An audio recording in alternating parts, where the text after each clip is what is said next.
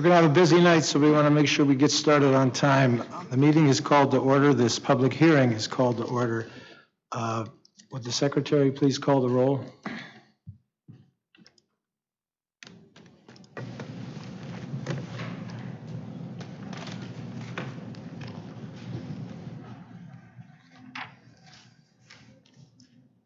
Mr. Nichols, Here. Ms. Pickens, She's excused due to travel.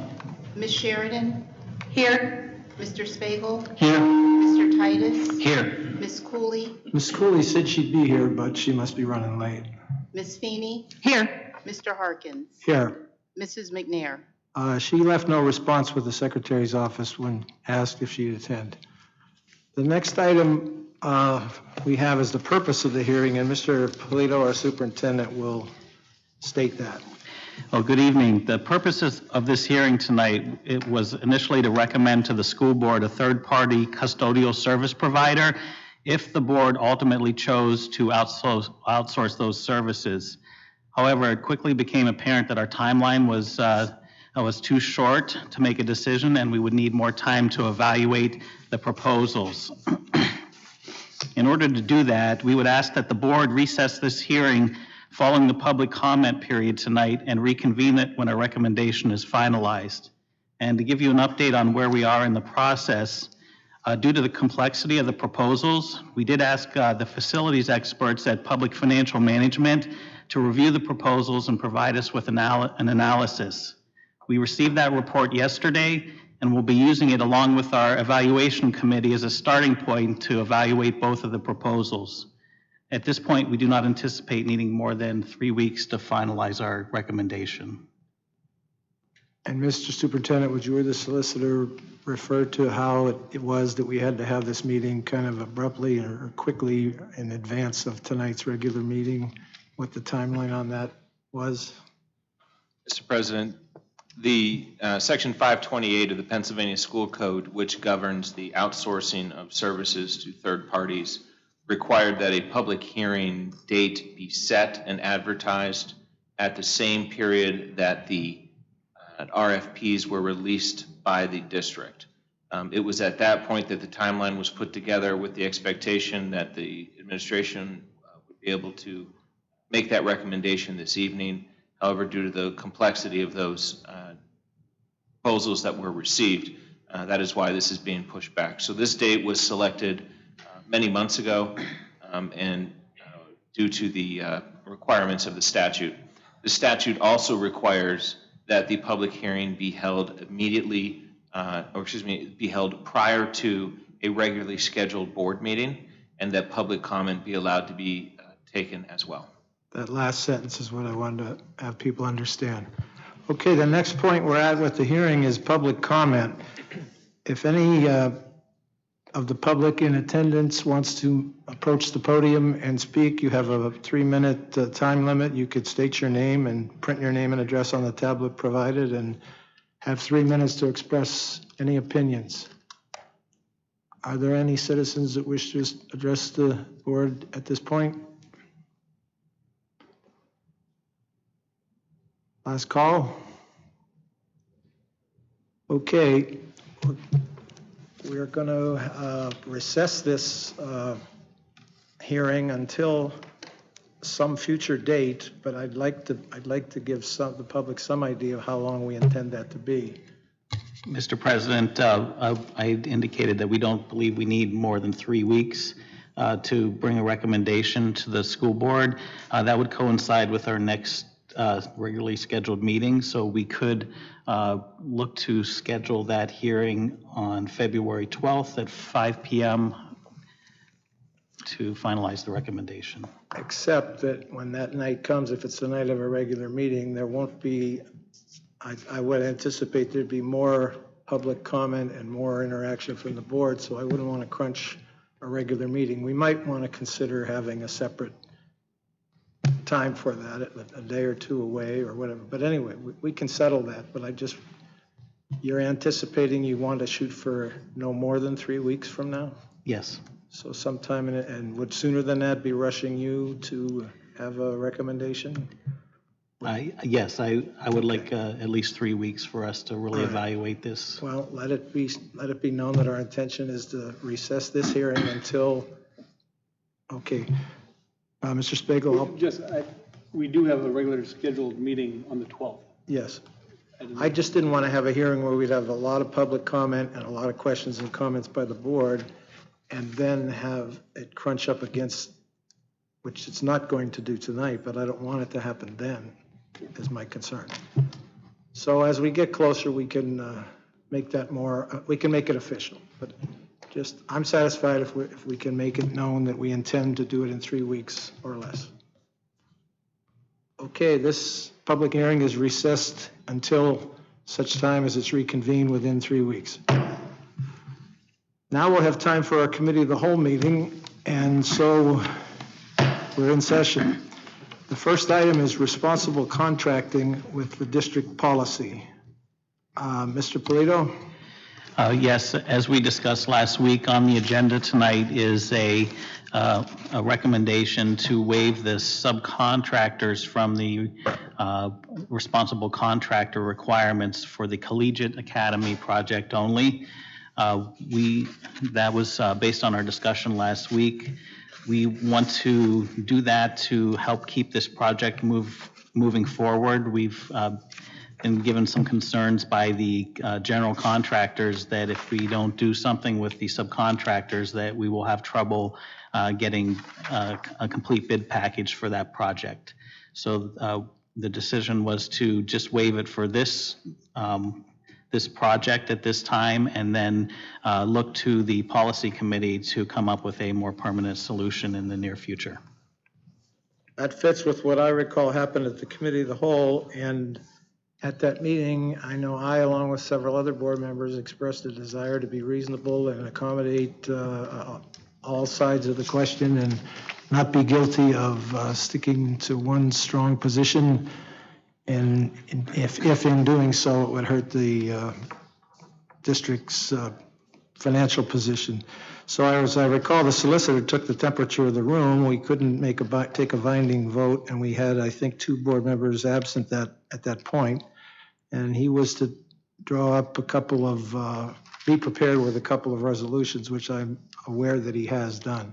So at this point, we're open for discussion if anybody wants to discuss the subject. There is one item on the agenda under supplemental new business, and it has been separated, which means when the time comes in the meeting, we'll have already dealt with the new business and could then discuss that resolution again at that time. So now's the time for questions and comments and concerns, and then Mr. President, Mr. Walker, I'm sorry. attached to the meeting agenda for the committee of the whole that is before you tonight is a memo that does contain 3 different options that we've prepared based on the conversations that we've had with the board. The first option is the option that is currently residing, I believe, under item 8.01, which is a full removal of the requirement for the subcontractors to file subcontractor responsibility certifications. The other 2 options are options that we are prepared to place on the final agenda for this evening, should the board give us an indication to go one way or the other during this committee of the whole.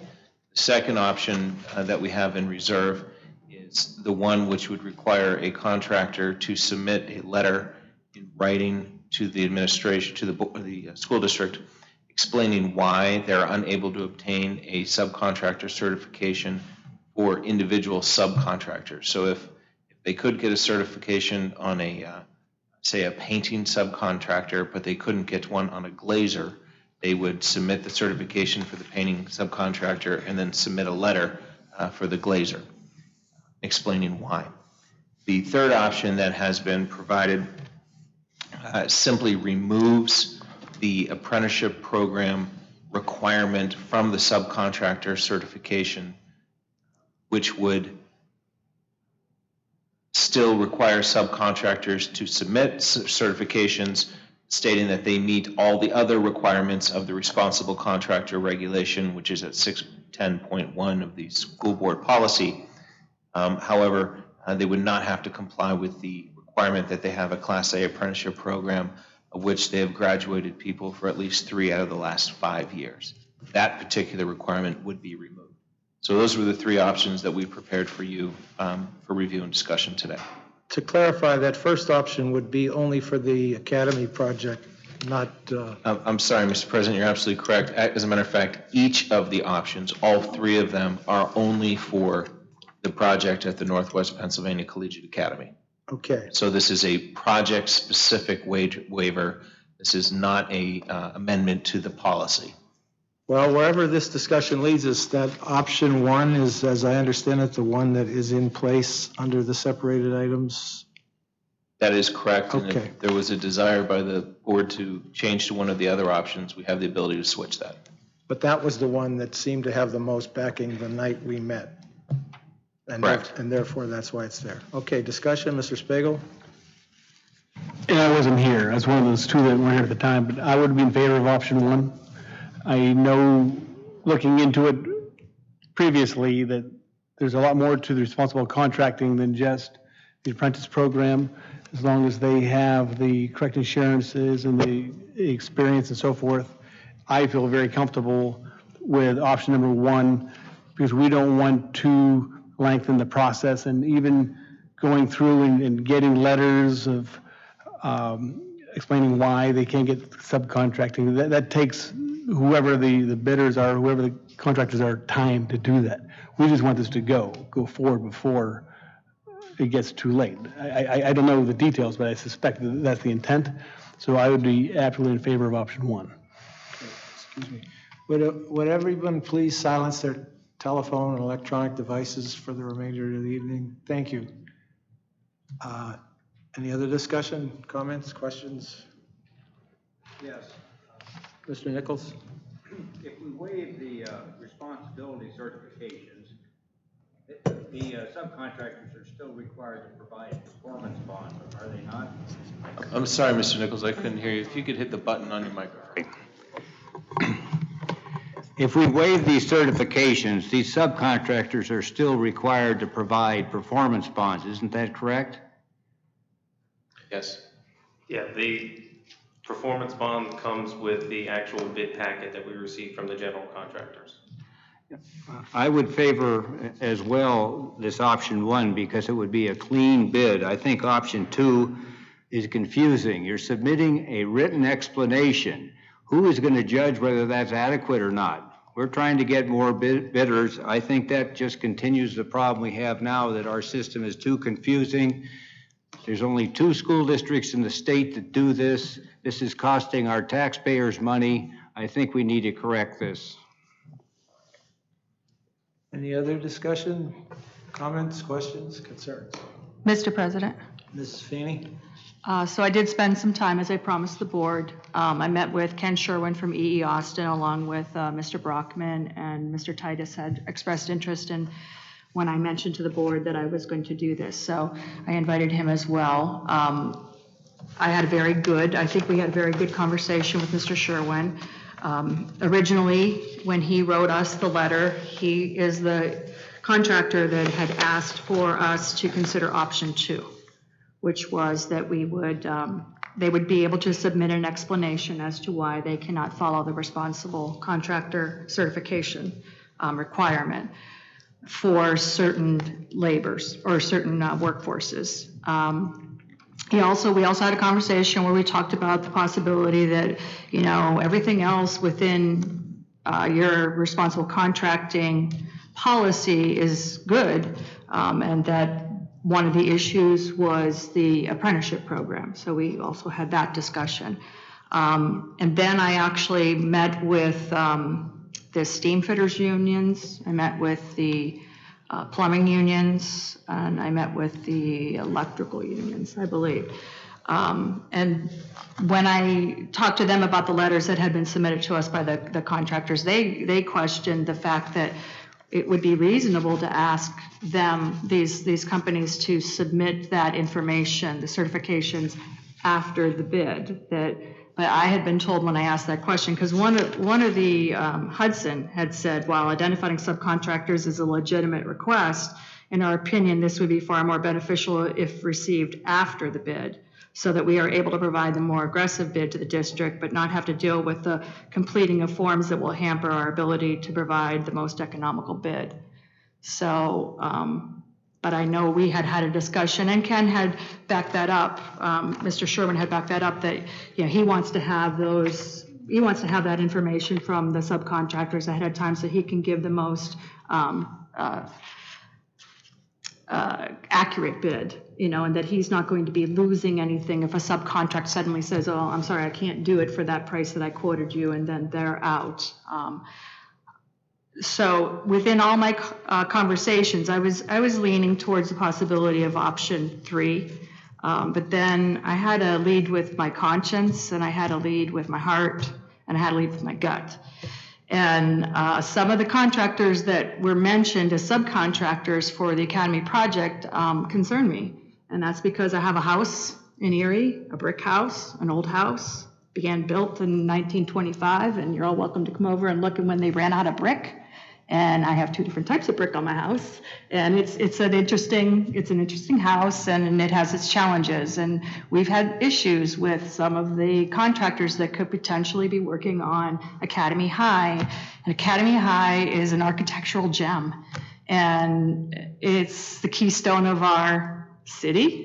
And I think it's extremely important that the work that's done on that project is the best possible labor that we can get. And I know we are in a financial crunch. I understand that. The other thing that we need to, so 2 other things I want us to consider. I'll stay with that. With the apprenticeship program, so we have apprentices that are working on that. They're not getting the same wage. They are getting an apprenticeship wage, which is less, and because they're taking less of a wage, then their education for them is free through this apprenticeship program. So they're going to be working alongside journeymen that are going to be, when they come across these issues of this complicated building, they're going to be learning, and that's what we are in. We're in the field of education. And because I've had issues with my own house with not being able to find responsible contractors, and I've had work that's been done and then had to be redone because it was done wrong the first time, I think it's beneficial that we, for Academy, especially for a collegiate academy, that these apprentices are able to have this opportunity to learn as much as they possibly can. It's a complicated building, and I looked at the architecture's drawings again today and the specs, and it's extremely complicated. It's a challenge, is what you said. So I'm leaning towards option 2 because of that I think this is valuable for our students. And of course, I've forgotten the 3rd point, so with the president's permission, Well, someone else can speak, and if I'm allowed Sure. to speak a second time on this, I would appreciate this is it. the committee of the whole meeting, so the rules are a little different, so there's Okay. no pressure. Thank you. Anyone else who wants to question or express a concern? Yes, I would like to add Mr. Nichols? some information. Just so everybody is aware where we are on this, we had 6 bids for the general contract. They varied from $438,000 to $780,000. The low bid was E.E. Austin, who built the Veterans Stadium back in the 20s. It's got to be a rare general contractor that's been in business for 100 years. So the low bid is highly qualified.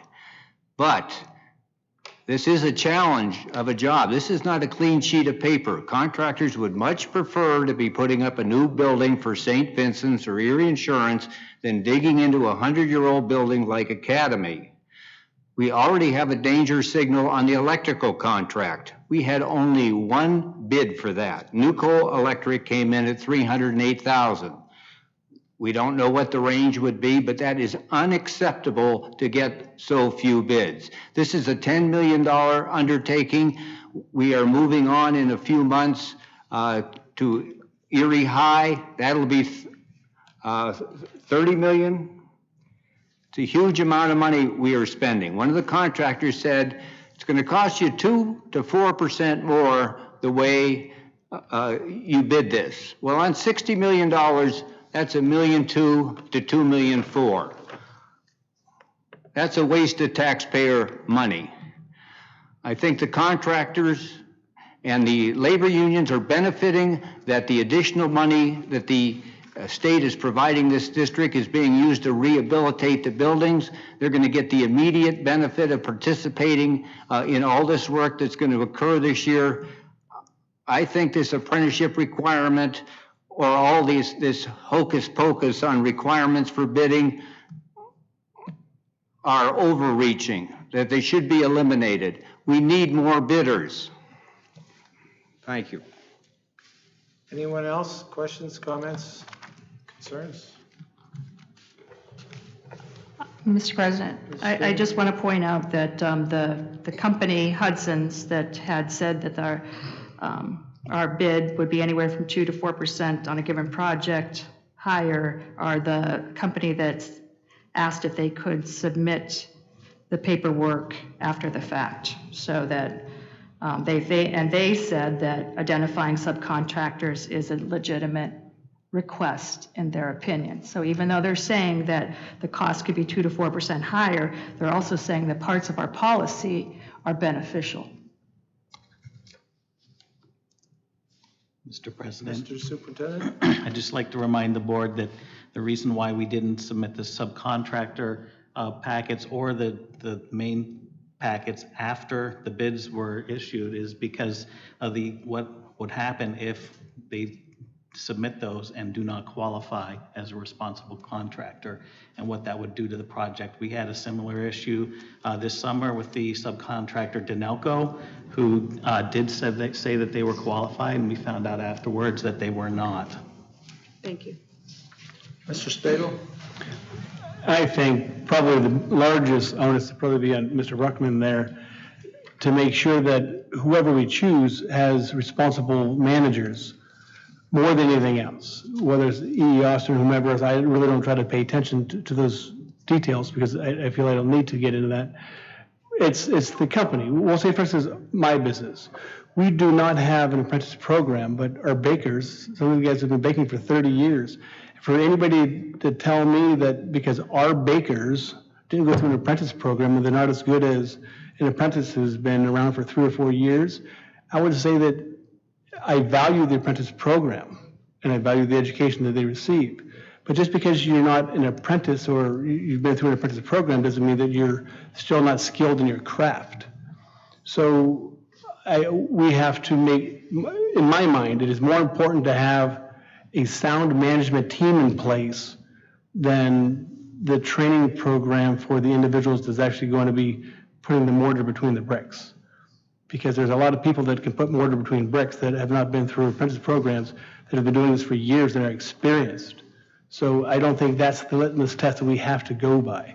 I think the largest challenge, I would say, would for Neil to make sure that we have a responsible management program more than anything else. So that's my take on that. I know Mr. Spiegel understands all of the ramifications of this, but he was not present when Mr. Brockman expressed the original concerns of the district. Have you two spoken since, or do you need to now, Neil, tell him anything that he might not already know? We only compared barbers. I think that was the only thing we could. Okay. Mr. President, Yes. so just as the conversation's been going on, I have a couple of things just to add. The first is to Mr. Spagel's point about having appropriate managers. With each and every single one of the contracts that has been awarded by the board, those contractors are required to submit their superintendent's resumes to me. So whoever is in charge of that project from that company, the resume for that individual has to come to my desk, and I have to actually approve of the superintendent who's going to be working on the job. So if there is something that is on the resume that is kind of questionable or just something doesn't really smell right, I can deny the manager from that company from actually being the superintendent of the project. That's the first thing. The second thing is to give a little peace of mind to Mrs. Feeney as far as the quality of work that we will get out of the project, and I'm going to put it to you that way. The traditional, typical AIA contract that a school district signs with any contractor has a section on the completion of work, and in that section, it outlines that the owner and the architect needs to be fully satisfied with the quality of the work. And if at any point we are not satisfied with the quality of the work, the contractor needs to fix it at their own expense. I spent many hours, myself and Mr. Zemchek, walking around Wilson Middle School this summer, making sure that the masonry restoration that was performed was done to the standard that we wanted. And we made those masons come back, and we made them wash down the grout and change it out and change the coloring. So there are things in the contracts, as well as my supervision of the superintendents. And if we do get a clerk of the works for this project, the clerk of the works would be there to ensure that the work that is done is quality work and it's not done to a low standard. Mr. Superintendent? Mr. President, I just want to follow up on what Mr. Brockman said, and it's a point that the architects did make for us, is that we do not have direct contracts with our subcontractors. That is done through the prime contractor, and each and every one of our prime contractors will be a qualified contractor under our responsible contractor policy. So it's their responsibility, not ours, to ensure that the work that is done by the subcontractors that they choose is up to our quality level. Mr. President, Yeah, Mr. Zalby. thank you. Appreciate the opportunity to address this issue. I think the reason actually that we're even at this point is the fact that this was advanced as part of the financial improvement plan that I would remind the board has been approved and is really the governing plan for the district going forward, and as you're in financial watch status. You know, I've been in and around politics probably too long. It's about 35 years now, and I've worked in policy most of my adult life in this venue. And we're going to talk in a few months about custodial outsourcing and custodial supervision, and I know that that's going to be a contentious debate. And people of goodwill can come down in different places on that. And there's legitimate points of view, perspectives on both sides. I think, for me at least, though, this responsible contractor policy is a little bit of a different class, what I would call more of sort of a black and white issue, right? Because really what you have on one side is the district taxpayers, district students and personnel, and those impacted by the policy, which are outside interests, right? Unions, companies that are seeking the work that you are putting forward, not only in this first phase, and I know the discussion here is more on this waiver for collegiate, but I think it goes, as the board has talked about before, it goes to the broader policy itself. And we can make intellectual arguments all day long, and I could stay here for hours and we can have a debate. There's nothing I love more than a good policy debate. But really, when you peel it all back, all the intellectual window dressing and arguments, it really comes down to an exercise, in my view, of just simply raw politics, right? Whose side are you on? I think this board knows well, its fiduciary responsibility is to the taxpayers that elected you. It's to the students who attend this district. It's to the men and women who are the personnel, the teachers that make this district operate. On the other side is union business interests, right? They're outside of this district, and quite honestly, frankly speaking, they are outside of your fiduciary responsibility as a board, every single one of you. You're not here to represent their businesses, whether you're for or against this policy. That is not what this role is about. You also have, I think that's obvious, is you have a legal obligation. Whether you like it or not, this district received $14 million in ongoing aid from the General Assembly. And part of it, as painful as it may be for folks, is part of it, you got me, and you got a financial improvement plan. And under the law, and you are an instrumentality of the state. You're not your own. We're very big on local control, and we have a strong local control tradition in the state. I get all that. I was Secretary of Education for a couple of years, been in this business a long time. But you are an instrumentality of the state, and your powers are only what the state gives you. Nothing more, nothing less. And as far as I'm concerned, this district is governed by that financial improvement plan. And the plan that I put forward calls for the repeal, at least of this apprenticeship piece of this responsible contractor. Nobody's arguing about the performance bond, all the other requirements that come with this. They are part and parcel of any good contracting that any responsible government entity would do. We're not arguing about any of that. We're arguing about one aspect of this policy, responsible contractor. And we're not even in this venue, we're not even talking about the policy advanced and put forward by the financial improvement plan that governs your actions. We're talking about a compromise proposal that would apply only to subcontractors. And what is this responsible contractor policy? Let's call it for what it is. It is a total fiction. It has no basis in law.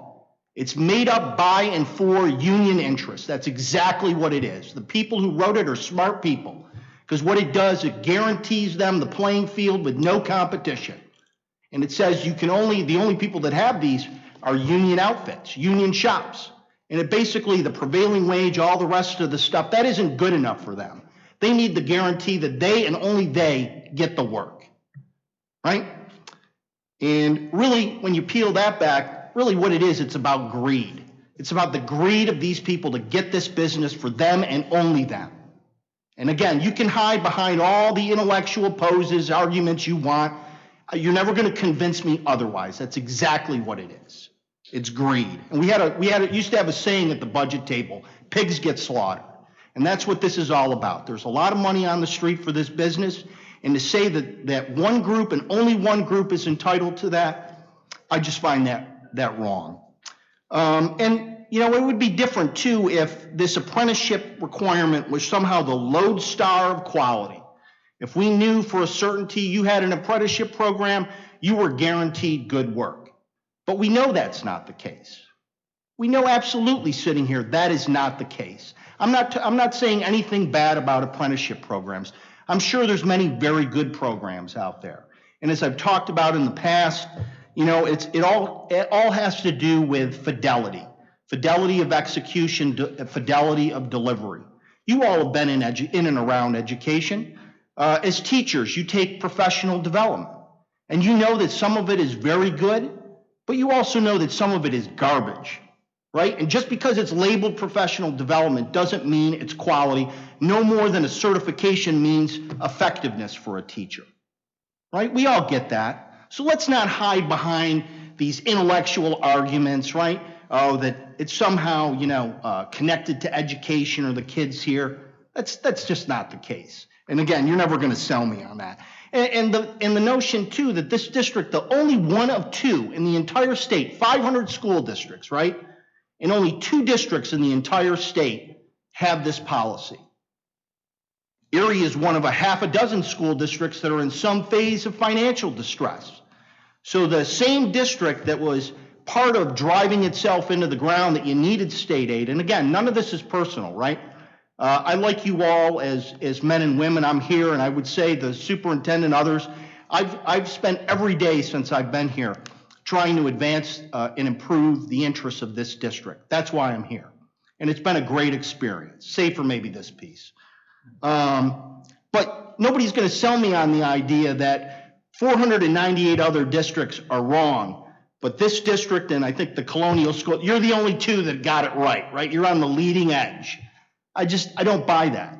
And there's nothing that I've done, quite honestly, in my plan that you all couldn't have done without me. And so you wonder, why wasn't it done? And I think it's clearly the case that it's politics. Nothing more, nothing less. And again, people can strike the pose, but it just, you're not going to sell me on that point. And while we know apprenticeship isn't a guarantee, there are things that we do know. We know that it's anti-competitive. We know it results in fewer bidders. And we know that for a financially distressed school district that is still climbing out of financial hole, we know that it means your facility dollars, precious facility dollars. We're talking about an $81 million plan. You have over $200 million in needs. So you're at best going to touch about a third of what you ought to be doing, right? So each of these dollars is precious. And yet everybody seems comfortable, well, that our money's not going to go that far, doesn't seem to be a problem. I can't believe that if this was your own house, right, that you all would require apprenticeship programs for work at your own home, right? But that it's other people's money seems okay. Just, look at the bids. This is the most recent one, January 7th, 2020. You've put out to date 33 projects for bid. On 10 of those projects, you've received one bid, 30% of your total. You've received a single bid. How in God's name does that advance the interests of the taxpayers of this city who are supporting this school district? In 12 cases, you received only 2 bids. Now, I'd love more bids, right? But in 67%, fully 2/3 of the projects that you've advanced, you've gotten 1 or 2 bids. Now, nobody is going to convince me that a policy that says only a certain group can bid is somehow not deleterious to getting and receiving more bids, having more competition. Just not the case. We also know, too, by the way, that this policy has denied people in this city, companies in this city, the business. Your business is going out of town to out of county, out of city companies because of this policy. And if there was ever a county, a city that needed business to keep the business in its own community, it's definitely one of the poorest in the state. But everybody seems comfortable. Oh, send it to Pittsburgh, send it here, send it there. Right? As if, well, it's because our friends, I guess, are being taken care of. You've been told by your own administrative team the negative effects of the policy. They've been repeated time again. You've been told by your architect, who you hire and place confidence and trust in to get this work done. You've told them, they've told you that this is a bad policy and is hurting your interests.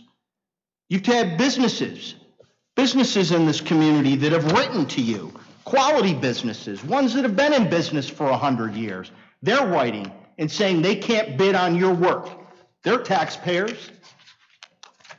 And I think, lastly, and I'll end with this, it's really, to me, it's at its core, and no disrespect, right? But it's the hypocrisy here that really just galls me. You've got businesses that are part of this community that pay taxes here. They employ men and women in this city that pay taxes here. They send their kids to your schools. And what do you tell them when it comes to work that you're letting? What do you say with them? Go pound sand, right? I hear a lot, and I've been here nearly 2 years now. I hear a lot about community and how we're all one and we're all together. Really, but when push comes to shove and the chips are down, it's really like, yeah, we're with you if you're one of our favored constituencies, right? You're one of our union friends, you're aligned with them, well, then we're good with you. But if you're not, too bad. And when you raise taxes, you didn't just raise it on the companies that had apprenticeship programs, did you? You didn't raise taxes just on the people that are in apprenticeship programs. And again, I have nothing against these programs, but that's not why I'm here. And it's not why you're here. You're here for the taxpayers, you're here for the kids, you're here for the people in this district. That's your fiduciary responsibility. It isn't to these unions, it isn't to these businesses, to these companies. You ought to be using it so that you get the most for the people here. Instead, what we're doing, if this policy stays in place, we're saying, well, we're taking care of our friends. And I'm sorry, I've sat here, I've been very respectful in the 2 years. Again, I appreciate and recognize the time that each of you put in here. It is really, truly a labor of love. I get all that. And it's no disrespect to any of you personally. This is purely business. And the way that I see it sitting here with a distressed school district, you ought to be doing everything you can to see that every dollar that you have at your disposal is maximized to its highest efficiency possible. And having a policy in place that shoots yourselves in the foot, that just tells a group of businesses your bids aren't wanted, I just think that's wrong and it's unconscionable. And if this board cannot see its way fit to find a space in a compromise way that you can address some of these issues, I just really think that folks ought to look in the mirror as to why you're on this board. Thank you. Thank you for your input, Mr. Zogby. Mr. President. Ms. Sheridan? Oh, go ahead. No, I wasn't. Oh, I thought that was my mistake. That's okay. My That's defective okay. ears. I guess you have me wrong, Mr. Zogby. I'm certainly not a political individual. I'm in this for the students. I'm in this for my community, which I have lived in this city my entire life. I think of my parents right now who graduated from Academy, school they love dearly. They know they want the work done right. I believe that, again, I'm voting with my heart, I'm voting with my conscience, I'm voting with my gut. And I think in my years of teaching, people that have worked with me had said, yeah, she's got a good gut. In my years of coaching, the people that have played for me and have competed against me would say, the woman's got a good gut. So I'm going back to this responsible contracting policy that was written in 2012. It was written by Dawn Wright. It was at a time when McKissick had just come in and done a plan for the school district where we were going to be doing a lot of construction, hopefully. Unfortunately, we didn't have any money, and so that construction didn't happen.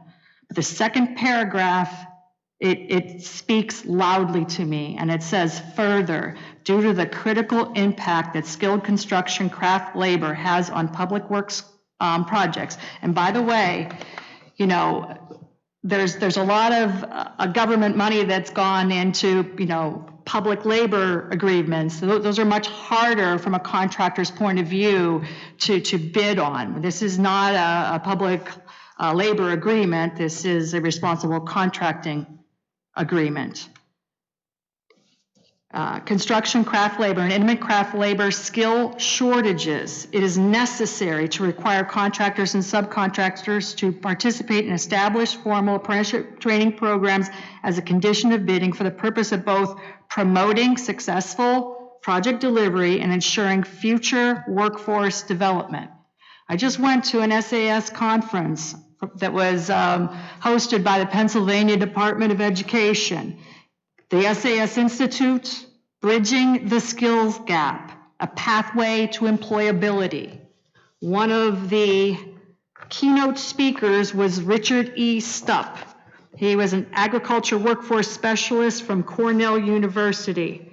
He spoke about the importance right now in our country of having skilled labor. Every time I talk to business owners in the community, they say we are having a very difficult time finding skilled laborers. So this is a passion of mine, and you can call it politics, but I'm not political. I mean, I may be on this school board, but I'm not on this school board because I wanted to be a political person. I want us to go back and relook at this policy, and I think we probably should have done it before. I do think we need to rewrite this policy. I'm not disagreeing with you there. There are parts of this policy that are constricting, but for right now, I want us to go back to the policy committee with this.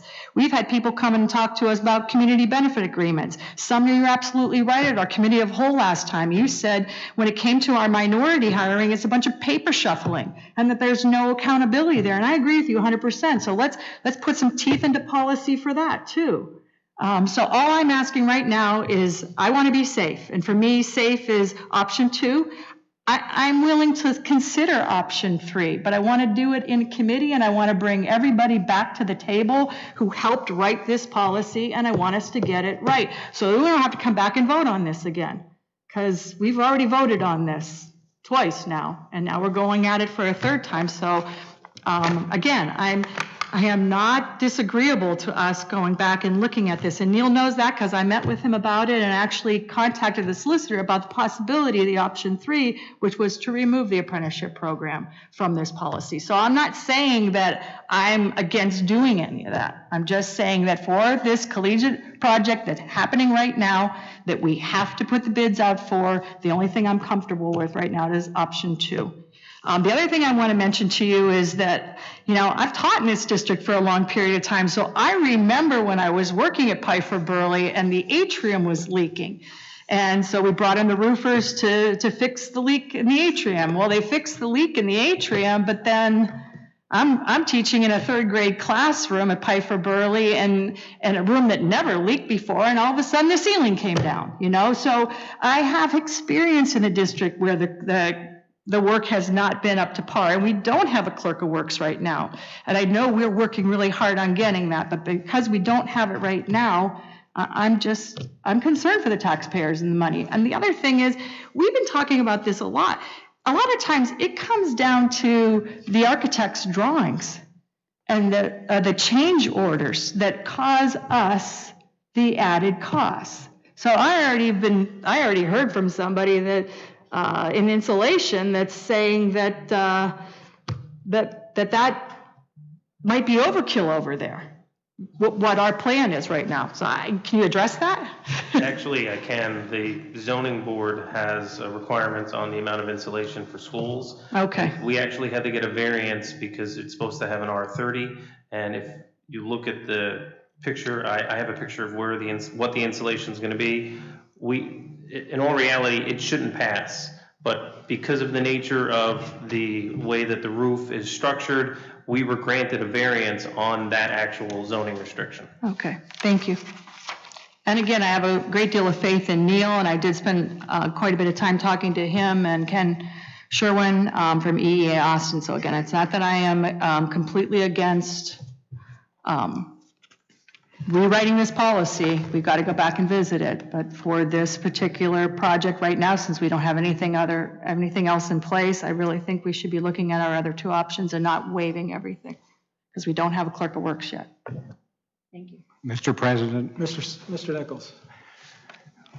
Darlene, you're going back to 2012 and the grandiose plan, they had to redo the schools and they had no money. Right. They had no money to do that. Nothing was done. Now we have received $14 million in aid from the state, and part of the requirement was to follow a financial plan. You want to vary from it. One of the requirements of that financial plan is to open up our bidding. There are 2 districts out of 500 in this state that have restrictions such as this. And I am pro-union, but I don't like to hear, as you have repeatedly said, that only union labor is skilled. There are many non-union contractors. Most of your housing, for example, is non-union. There are skilled workers there. I think it's an insult, the view you take, that it has to be a union worker to be skilled. I favor number 1, which is on this one project, waiving these requirements to simplify our bidding, and hopefully we'll get more bidders than the 1 bidder we received on the electrical contract. I don't want to see us on this $10 million contract throw away $200,000 to $400,000. Some of you may want to do that. I don't. We've got 10 minutes before the regular board meeting will begin on time. This discussion is and has been helpful, but I'll remind everyone, we've had a policy in place, and 2 weeks ago, the administration brought a concern to us that this might be a problem going forward, starting with the academy job. And so we had somewhat of a discussion that night and arrived with the solicitors overseeing us at 3 options to consider to deal with getting us through the first phase of that construction, that being the academy project. So as he pointed out, all 3 of these respond only to that situation. it was said and agreed and understood at that meeting that the consent of the board seemed to be almost unanimously that we would revisit that policy, that the policy review committee would meet. And I recall Mrs. Feeney and Mr. Nichols expressed an interest in being on that. So that will happen regardless or aside from what we do tonight with any of these three options.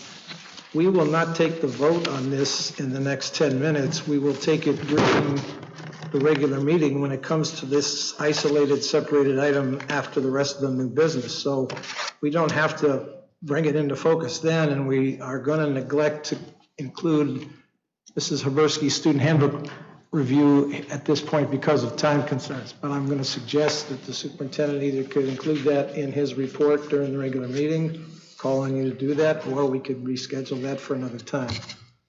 Mr. President, Yes. I think Mrs. Habersky will be very brief in her comments regarding that, so we could. Well, I don't want to cut this off if there's no more, if there's something more to be said, but there will be an opportunity to bring the responsible contracting question into focus and vote on it and decide it at the point of the supplemental new business and the separated item. If everyone's okay with that and we want to let that happen and Mrs. Habersky take the next step for this committee of the whole meeting, that would be. Mr. President, Yeah, yes. I wasn't here last meeting, but I've obviously been up to date on how Mr. Zogby feel and just this whole situation in general.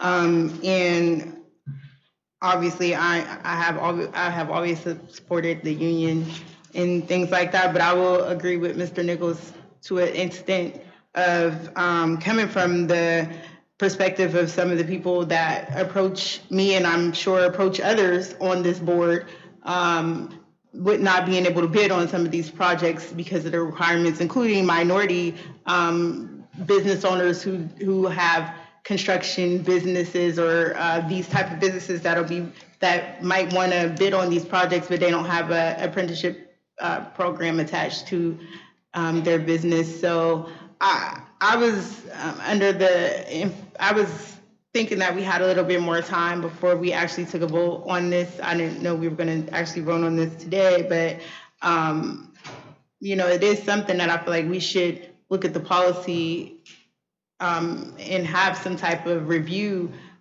of the policy before we start making decisions. I don't know if that's possible, because it's on the agenda. I don't know, somebody maybe can explain that better to me, but I do agree with Sumner to that extent of I do support unions, but I do feel like we are limiting, we are excluding, including minority business owners as well. So I do have some concerns and I would like to look at that policy a little bit further before making some type of vote. So I guess, I don't know if.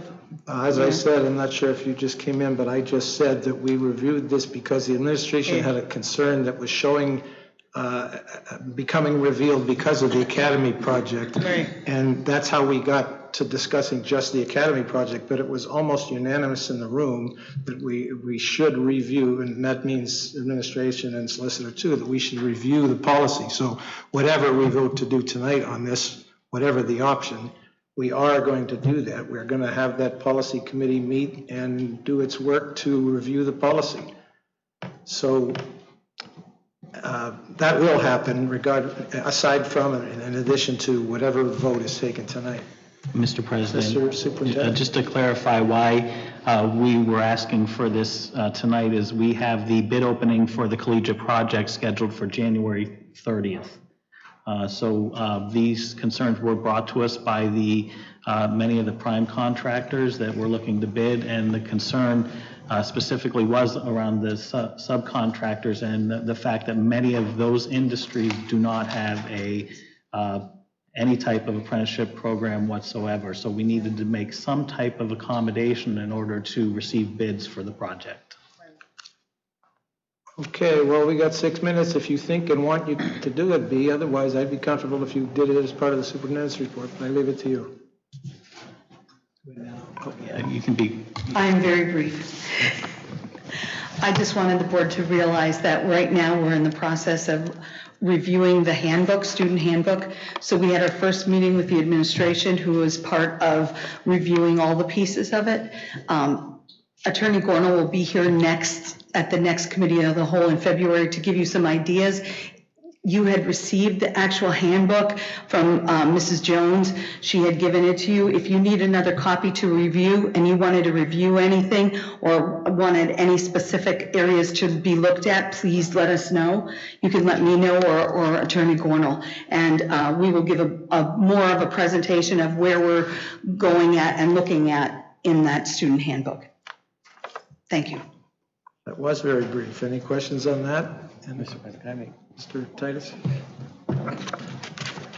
So I just want to clarify, my fear, one of the fears that I hold is if we don't comply, since this is in the financial improvement plan to some degree, that we are again putting at risk the board losing all governing power and ability, at which point the policy will be eliminated anyway, because this is in the financial improvement plan. So I think that we as a board have to keep that in mind too, as we're going into the next meeting and we take a vote on this, that we have pushed back against the state a few times.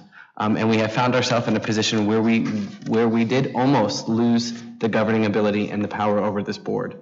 And that when we push back on this financial plan that has been approved, what we are all putting at risk when we do that. And so though I may not agree fundamentally with some of the things that are on here, this again is not about me. This is about the oath that we all took. And I'm trying to weigh that and process all of that with everything that I heard tonight, just so that we're making sure that when we take this vote, that we're also not jeopardizing what ability we may have to advocate on behalf of our students and the teachers in a future position. Okay, we've only got 4 minutes to wait till the beginning of the next meeting. Is there anything else anyone wants to say? And you want to stand up for 4 minutes, or do you want to just keep going with the comments and the questions? All right, the committee of the whole meeting is over, and we'll start at 6 o'clock sharp, regular meeting. You kept saying skilled labor with union, you want it done right. Non-union workers can do proper work as well. I didn't say union. I listened to your inference seemed to be was that only the union people do the good work. That's not true. I never said the word union. Again, I never did. I do think You're we need to be. speaking on their behalf. No, Yes, you are. Yes, you if are. I am, I'm not I'm sitting here aware. listening. I'm sitting here listening. I'm going again. You're speaking of skilled labor. You're speaking on behalf of the existing policy that is in 2 of 500 districts in the state. And so you're speaking on behalf of the union. Nothing wrong with that. I'm calling a spade a spade. But I guess you're a spade on that issue. I'm not a spade on that issue. That's what I'm trying to get. There are companies that have apprenticeship programs that are non-union. Did you know that? I get it. There are companies that have apprenticeship programs that are non-union. We don't want it. Don Wright, that whole baloney from 2012 when they had no money, the idea was to consolidate, I think, was to get funding. But hey, that's a past error and era. Okay. We got to move ahead. We got to move ahead. And again, just based on. And I like Dawn. They weren't here when we started that. But We'll send her with us, so he might not know about it. these policies have to be. We agreed to take the 14. You voted for this, not me. I wasn't around when you voted for taking the 14 million in the financial plan. You were on the board. No, I wasn't. You were just elected now? I didn't even know that. My feelings. What? But you kind of hurt my feelings. Well, this is hardball. It is hardball. And I'm going to call you out on other things if it comes to that. But you and I will work on that. But you should listen to yourself. You can watch the tape and see if I'm wrong. I do watch the tapes. No. When I talk about skilled labor, I'm not talking about union. If you think I am, I'm sorry. You're advocating for the union and kept talking about skilled labor. Yes, skilled labor. And keeping in this program. But when I'm talking about skilled labor, I'm not just talking about construction.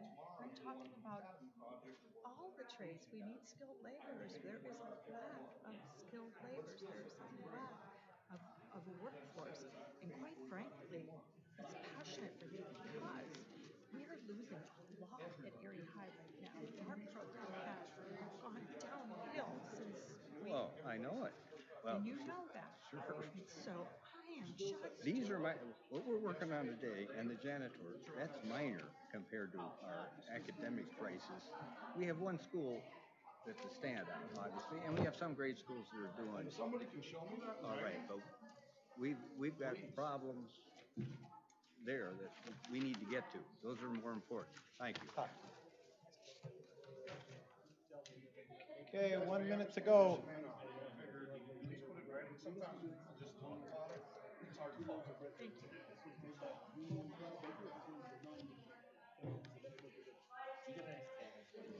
I'll just say I don't, I don't have anything.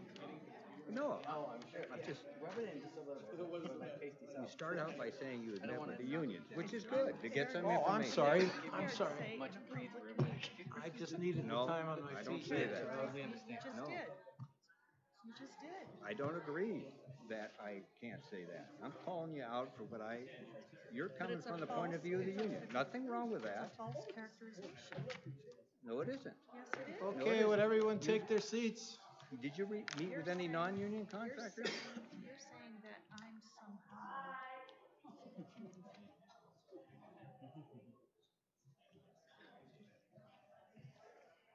Watch your tape. I will. You're some. You start out by saying who you met with, and then proceeded from there I did. to favor a policy that 498 districts do not have in this state. Please be That seated, goes against everyone, the plan so that we can was begin. approved by this board. I met with both sides. I met with both sides. I didn't just meet with one. You didn't mention any non-union contractors. Well, I You met mentioned just meeting with unions. I met with E.E. Austin. Okay, this meeting is called to order. We're back into it. Will the secretary please read the meeting notice? The Board of Directors of the School District of the City of Erie, PA will meet in regular session on Wednesday, January 22nd, 2020, in the auditorium at East Middle School, 1001 Atkins Street, at 6 o'clock p.m. by request of the President, Mr. John C. Harkins. Okay, welcome everyone to the first meeting of the calendar year. I ask everyone in the room to silence their cell phones, please. And I ask the secretary to now call the roll. Mr. Nichols? Here. Ms. Pickens? She is excused due to travel. Ms. Sheridan? Here. Mr. Spagel? Here. Mr. Titus? Here. Ms. Cooley? Okay. Mrs. Feeney? Here. Mrs. McNair? Here. Mr. Harkins? Here. Tonight we'll have the Pledge of Allegiance led by Ty Stull, a sixth grade student at Strong Vincent Middle School. He'll be introduced by Ms. Andrea Gloystein, principal, followed by a moment of silence for James Starks, retired custodian who passed away on December 9th, 2019. June Rodriguez, wife of former Superintendent Joseph Rodriguez, who passed away on December 15th of 2019. Howard Van Allsburg, retired teacher who passed away on December 17th, 2019. Mary Baker, former teacher who passed away on December 31st, 2019. Brenda Punt, former Erie School Board Director who passed away on January 1st of 2020. Benjamin Jones, retired custodian who passed away on January 4th, 2020. Mildred Williams, a former custodian who passed away on January 5th, 2020. Lori Ann Budzinski, a retired custodian who passed away on January 10th of 2020. And Dr. Doris Snell, a former Erie School Board Director who passed away recently in December. Long as that was, I just think there are three other people I'd like to take a liberty to mention, and they were not employees, but they were graduates of Erie Public Schools. One was Richard DeFazio, who was the father of one of our retired tradesmen, also the uncle of four of our teachers. His two nephews, Butch DeFazio and Jerry DeFazio, were career teachers in the Erie School District, and his nieces, Jacqueline DeFazio and Mary Ann Larson, were also teachers in the school district. His brother Jimmy was a longtime beloved groundskeeper at Ainsworth Field in the stadium.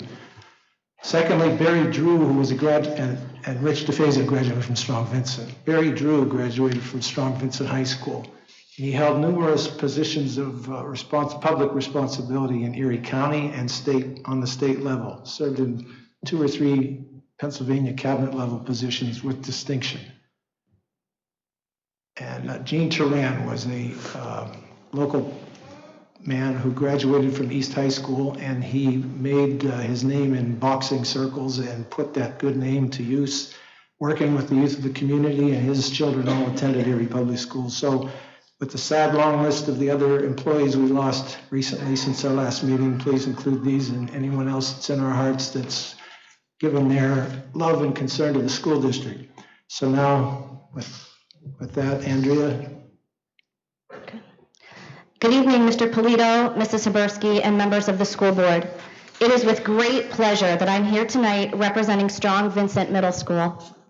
As you may know, the motto of Colonel Strong Vincent's Civil War Regiment was, "With courage, we conquer." No one lives up to this ideal more than our pledge leader, Ty Stahl. When it came to nominating one outstanding student to represent our entire school family, Ty was a unanimous choice. Known as the mayor of SV, Ty brings joy to everyone he encounters. He's the first one to share a joke, a high five, or a quick hug. Ty is an active member of our morning coffee brigade, which starts everyone's day off on a positive note. His favorite subject is science, and he always enjoys eating lunch. Ty also loves going on CBI trips with his team and his teachers. After Ty graduates, he wants to be an undercover police officer and keep our roads safe for his family, his friends, and his teachers. He's also an avid Spider-Man fan and loves all things connected to him. He told me today and asked me to share, if the police career falls through, don't worry, he's going to work along Spider-Man to keep us all safe. Ty is joined tonight by his mom, Elizabeth Simmons, as well as his 3 fantastic teachers, Mrs. Brink, Mrs. D'Alessandro, and Mrs. Motney. Ty Stahl represents all that is right with the world. His optimism, work ethic, and kind heart are admired by all of us. Strong Vincent is a better place because Ty is in it. It is my genuine pleasure to introduce you to SV Colonel Ty Stahl. Would everyone rise? Okay, Ty.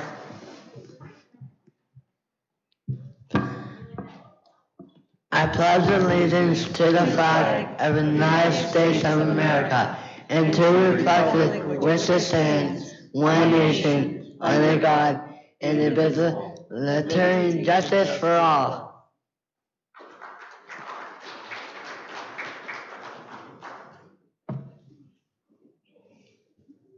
Thank you. Ty, would you please come and meet the board? Ty was in kindergarten at Jefferson. Oh, really? Cute kid.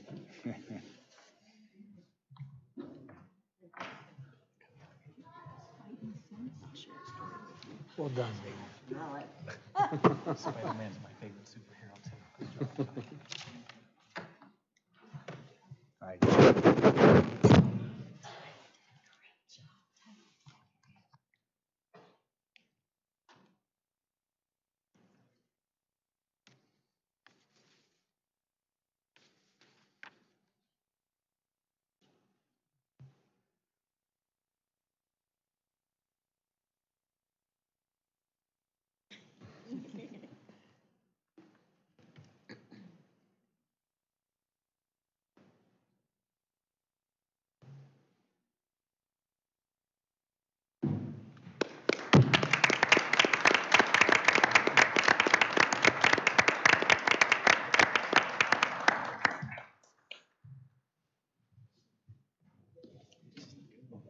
Those ties stick together, huh? Yes, we do. We do. Next, we had a presentation of a certificate of appreciation for Cody Nicolai, the student rep for December and January of this year from Erie High. I don't see Cody. Is he here this evening? If not, we'll have to see that that certificate gets presented to Cody, and thanks for his participation in the student representative to the board program. Okay, next we have a recognition of James Zebach, Doug White, Ed Kissel, Rich Valhovic, and George Gott, who was unable to attend, but will be appreciated and acknowledged this evening as community supporters of Erie's Public Schools for their efforts to raise funds for the sign replacement at Biletnikoff Field. We're pleased to honor these gentlemen in recognition of their dedication to the students and community of Erie's Public Schools. Jim, Doug, Ed, Rich, and George have been tirelessly working to raise funds necessary to replace the sign at Biletnikoff Field, named after one of our most accomplished alumni, NFL MVP and Hall of Famer Fred Biletnikoff. Jim also donated his expertise in designing the new sign. It is only through the generosity of their time and talents that the district is able to tackle this project and give Fred and our student athletes the facility and recognition that they deserve. On behalf of our students and families, the board does extend our thanks to these gentlemen, Jim, Doug, Ed, and Rich. Please come now to the stage to accept this recognition. George is unable this evening because he's out of town, and we'll make sure he receives his reward. So Tyler, if you'd help me get these. Right here. You're a step ahead of me. Yes. This one will go to, that's the student reference. These are for Okay. them. You can carry those, and we'll meet those gentlemen at center stage if they come up. I'm gonna steal this back for you now. This one stays here. I was gonna set it on the end. Oh, put it down for him.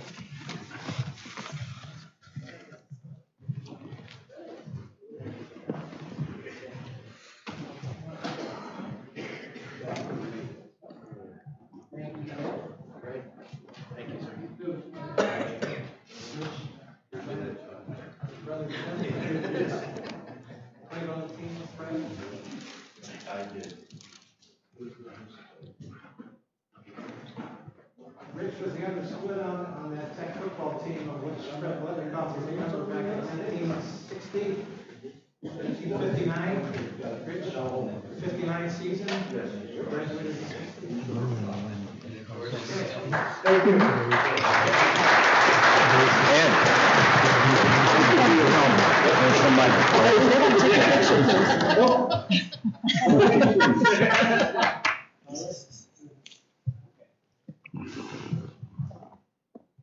And 3, 2, 1. Do one more. 3, 2, 1. Go ahead. Stay ongoing help. Thank you. Nice job. Thank you. Thank you. For your help. Thank you very much. Thank you. Thank you. Thank you. Beautiful job. Thank you so much. Thank you. Nice job. Thank you. Thank you. Thanks for your time. Thank you.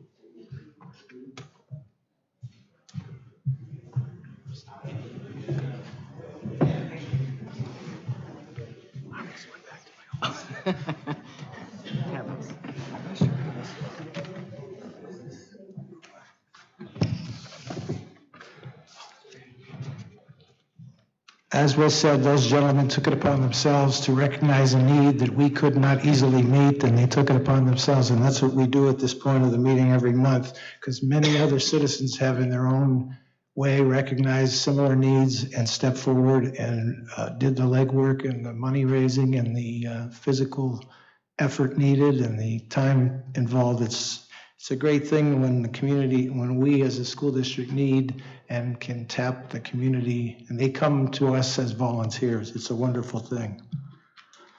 Next, we're going to recognize Miles Gates.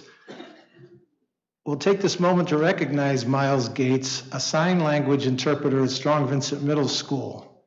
Miles, whose mother Barbara was a teacher in our school district, I believe most recently at Deal, and is now retired. Miles is a member of the U.S. men's national deaf ice hockey team that recently won gold at the 2019 Winter Deaf Olympics in Italy. Miles served as co-captain, helping propel the team to victory against Canada 7-3. Miles' accomplishments both in the classroom and on the ice should be an inspiration to us all. His hard work and dedication is a testament to his character, and he represents the best of Erie's Public Schools, On behalf of our students, families, and the board, congratulations, Miles. who are a wonderful ambassador, not just for your sport in your hometown, but for our school district. Please come up to the stage.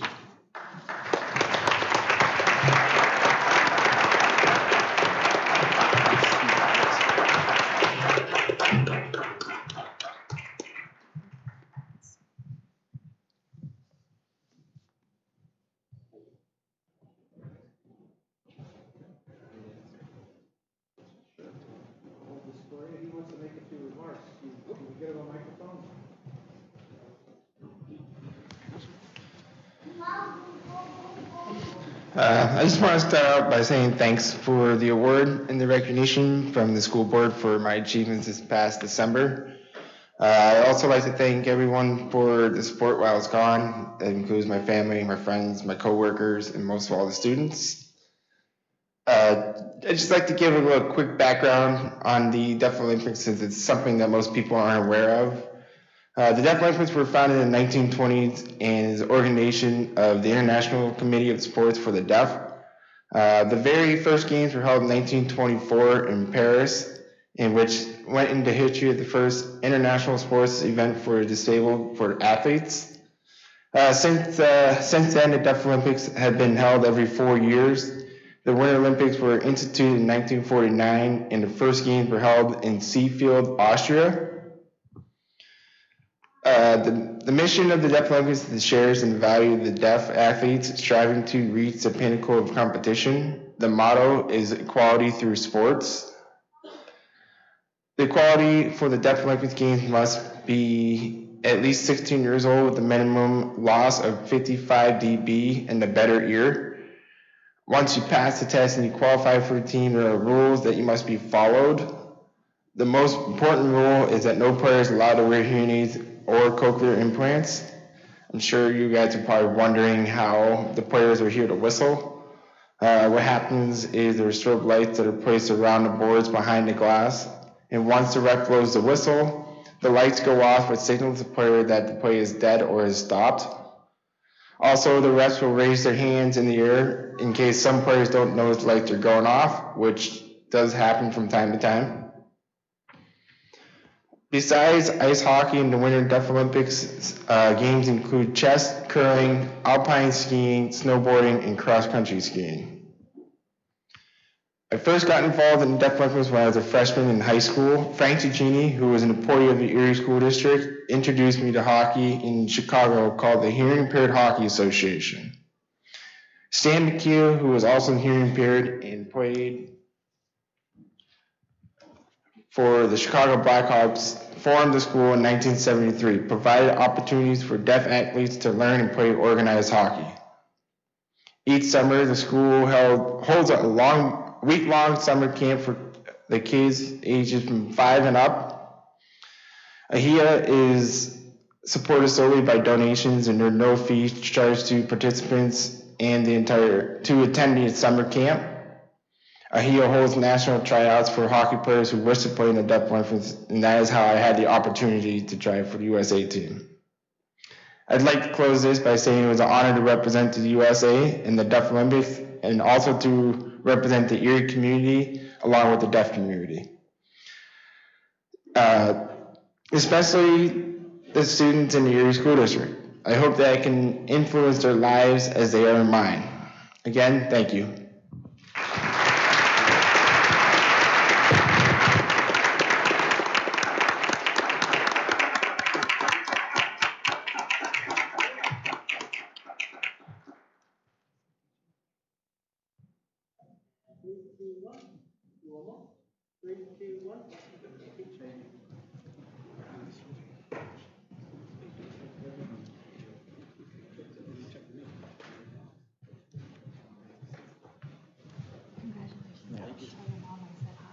Congratulations.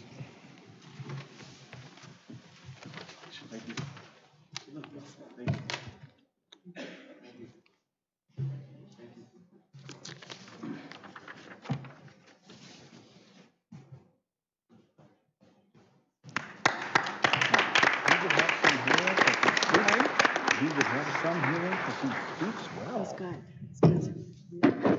When we had the Boletnikoff sign guys up here, Mr. Kissel, I meant to ask, and it doesn't have to be now, but I meant to ask if you want to give us an update. I know you're off to a good start, but it's far from completion.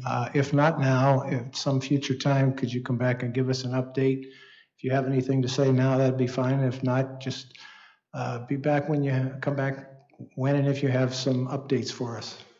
Just real quick, so far, we've about 40% of our goal, and we still have a number of interested community people that we are contacting, so we're hopeful at the next meeting we may have everything we need to report to you that in the spring we will go ahead with a contract and get that sign up to make that corner a shining point of Erie High. Thank you. Thank you. Thank you.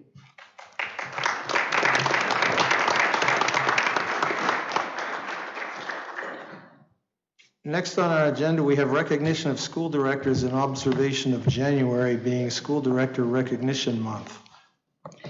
Mr. Polito? I just want to take a moment to thank our school board members for their dedication and service to our district. Just so the audience knows, despite what you may have heard, these school board directors serve with no salary and serve countless hours helping us run the school district. So if you please help me thank them for their service for the school district and the community.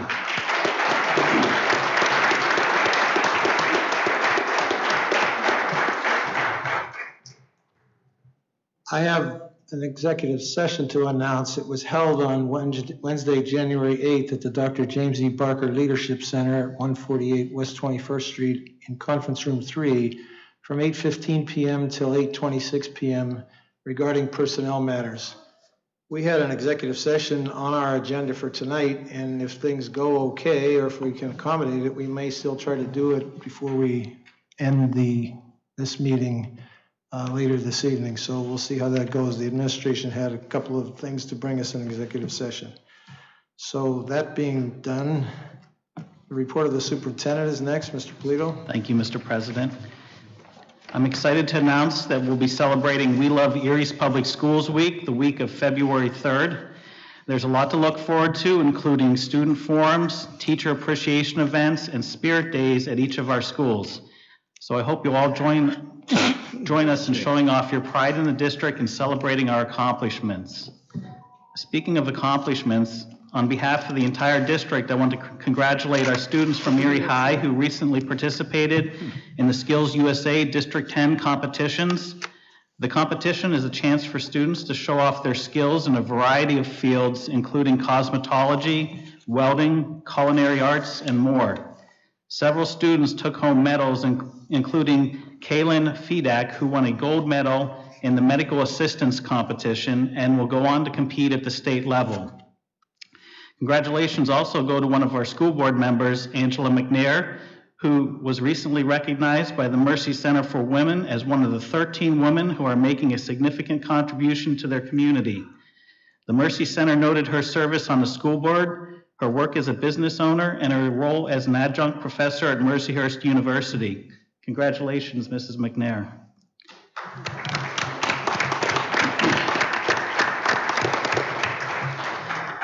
The district is hosting an open gym night for all 7th and 8th grade students interested in playing baseball tomorrow from 8 to 9:30 at the Erie High School gym. Additional open gym dates and more information will be provided. And finally, a reminder that all district schools will be closed this coming Monday for a teacher in service day. Pre-K will be in session. And at this point, I'd like to ask Mr. Nixon to come up to present this month's Stair Climber Awards.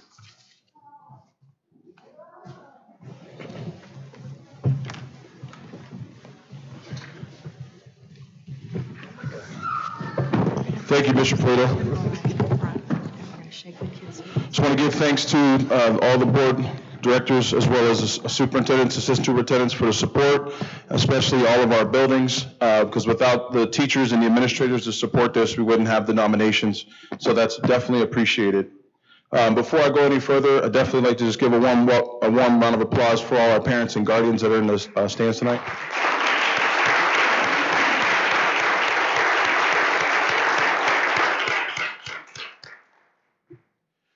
So for our January 2020 stair climbers, we already talked a little bit at our meet and greet. So I will go over a little statement, a positive statement, call your name, please come up, I'll shake your hand. Mr. Sable, who is our principal from Deal Elementary School, is helping tonight, so thank you, Mr. Sable. He'll hand you your plaque. Mr. Don at the top of the steps will get a picture, and then we'll have you line up, and we'll take a large group photo together with the board and the superintendents, and then afterwards, everybody, including the parents, will step out and get a full family and school picture in the lobby, okay? So why we're here, the Stair Climber is our student monthly recognition award where each school nominates one student that has shown improvements in attendance, positive behavior, and classroom performance. So without further ado, let's get to our Stair Climbers. First Stair Climber from the DePaulo Student Success Center. Milena defines the term turnaround. Since starting at the Accelerated Learner Academy High School at Patrick J. DePaulo Student Success Center of Emerson Gridley, Milena has changed her attitude, her worldview, her conduct, and her own expectations of how to succeed in school. She routinely seeks advice from her teachers. She asks great questions in the course of completing her work. She makes no pretense of struggling from time to time, but she shows outstanding judgment in managing those struggles. Furthermore, she now endeavors to share coping strategies with others who struggle to manage their emotions in difficult environments. She works hard to stay on task and on track, and she deserves this recognition. So, ladies and gentlemen, our first 12th grader, Milena Drew.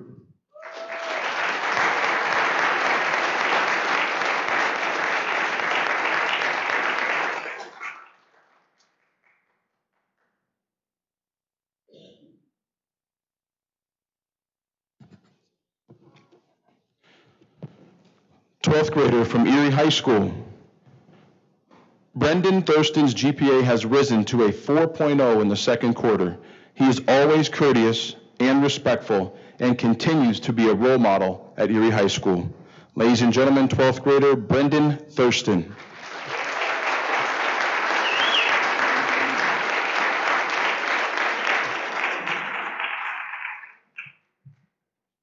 Twelfth grader from Collegiate Academy. Senior Alexa Pierce started at Collegiate Academy as a bright but shy young lady. Over the last 4 years, she has taken 7 AP classes and is currently in a college class at Gannett University.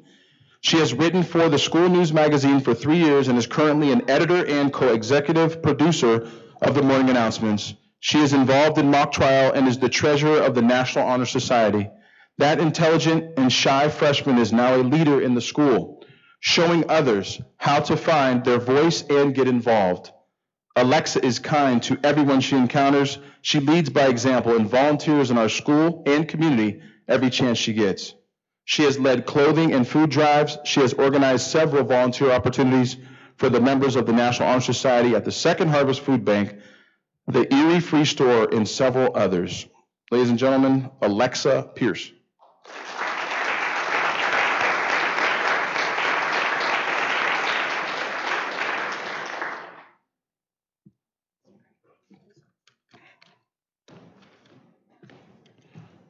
East Middle School 7th grader. Jordan is a 7th grade student at East Middle School. Throughout this year, he has consistently impressed his teachers with his positive attitude, perfect attendance, as well as his persistence in the classroom. Jordan shows up to school every day, ready to give it his all in every task he is asked to do, and has proven to be a leader at East Middle School. We are all very proud to nominate Jordan Latour for East Middle School's January Stair Climber. Ladies and gentlemen, Jordan Latour.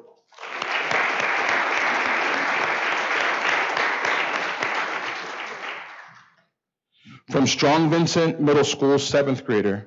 Jose is an all-around leader in the 7th grade. Don't let his quiet presence fool you. His grit, tenacity, and work ethic are admired by everyone at Strong Vincent. With courage, he conquers. Jose Vera.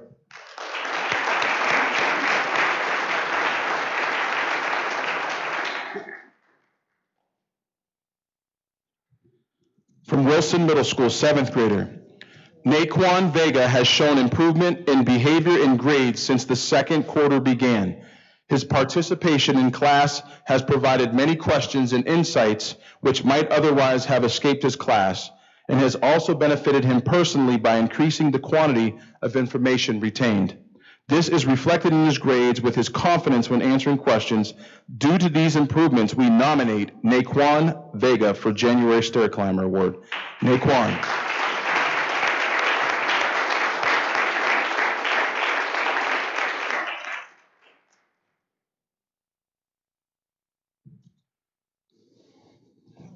From Grover Cleveland, fifth grader.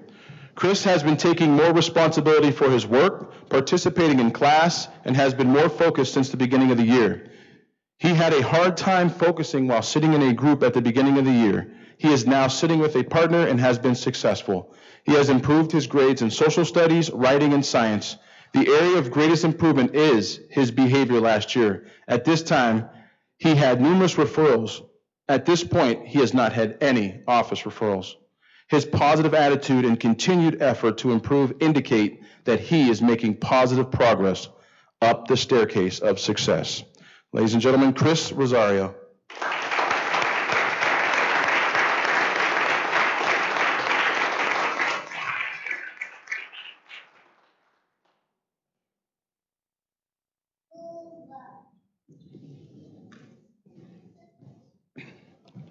From Joanna Connell, fourth grader. Salim has done an outstanding job these past few months, showing tremendous academic improvement and a significant reduction in behavior referrals. His teachers are incredibly impressed with his hard work ethic and ability to make great choices. Salim definitely models Connell's respectful, responsible, and safe expectations. Fourth grader, Salim Asadov.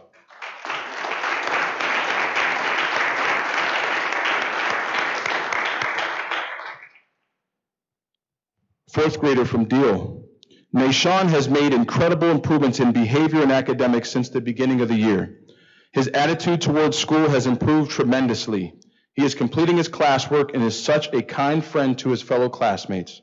He is a student that we can count on to make good decisions, and he now leads by example. He really brings such joy to his classroom. We are so incredibly proud of Nashawn.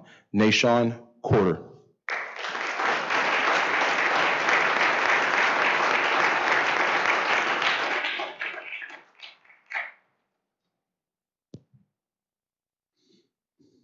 Fifth grade from Edison. Ramir always comes to class ready to learn with a positive attitude and participates in our classroom activities.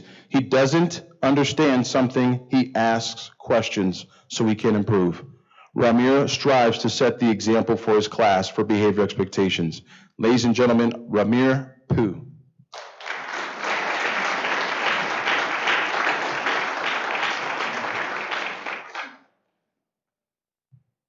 It's Pew, sorry.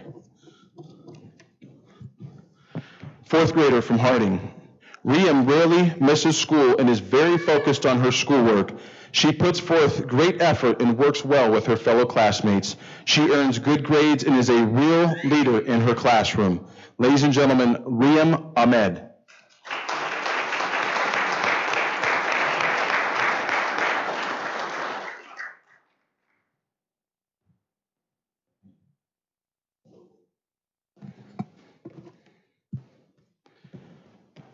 Third grader, and we were made aware that this young lady is home under the weather, so I believe Dad should be here to accept the award. But Jefferson, third grader. Javea has always been a polite and well-behaved young lady. Javea continues to work on her academics and attendance. Javea's attendance has improved dramatically this year. She is here just about every day, ready to learn with a huge smile on her face. So, ladies and gentlemen, father of Javea Dickerson.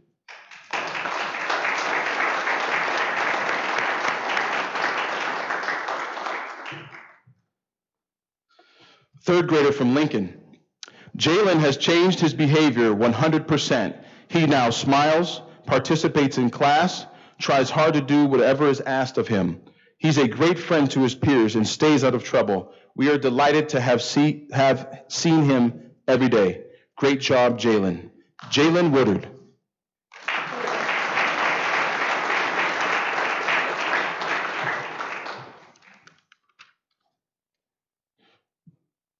From McKinley, fourth grader. Caden has become a leader at McKinley by being responsible, respectful, and kind to others. He works with our younger life skills students daily and has developed many good relationships through mentoring others. We are very proud of Caden's progress during these last few months. Ladies and gentlemen, Caden Thompson.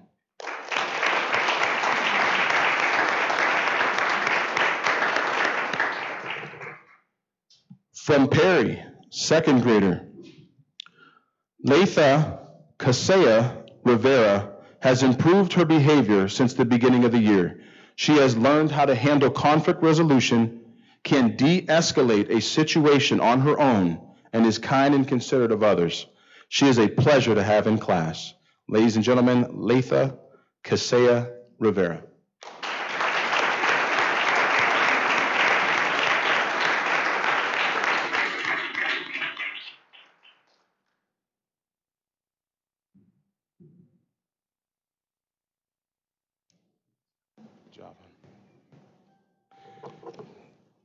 And our youngest student,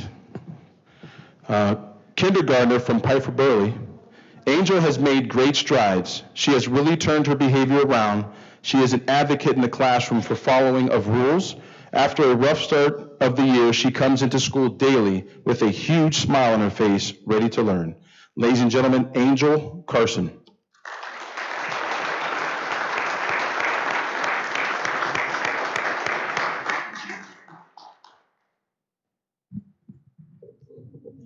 Okay, yep. So, oh yeah.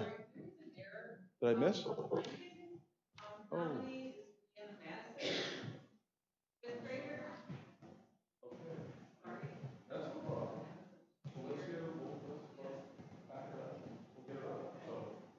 Sorry. All right. So I know that you want to come up and speak to this real quick?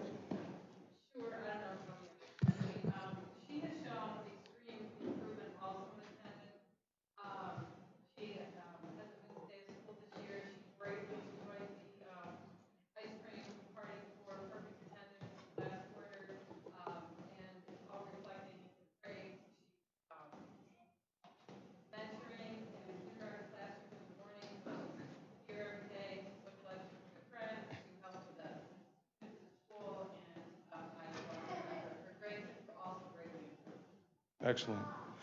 Excellent. So, fifth grader, Rayana Anderson. No, have a plaque, but I will get you one, okay? We'll get you one for sure. Thank you so much for speaking up, and that is one of our school guidance counselors at Lincoln, so we really appreciate you speaking up on her behalf. We'll make sure she has a plaque, no problem at all. Okay? So, if we don't have anybody else, then we're good to go. So all the stair climbers, if you guys would just shift over, we're going to have you line up in front of the board and the assistant superintendents.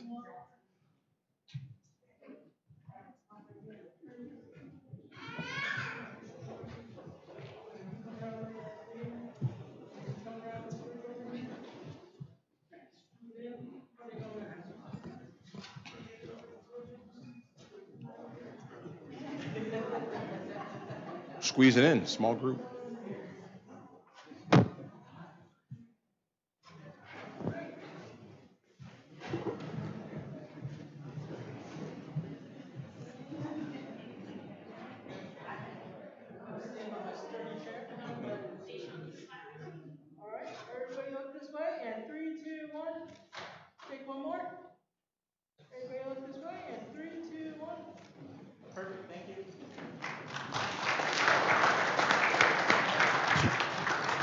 Thank you, everybody. So parents and guardians will meet out. Thank you very much.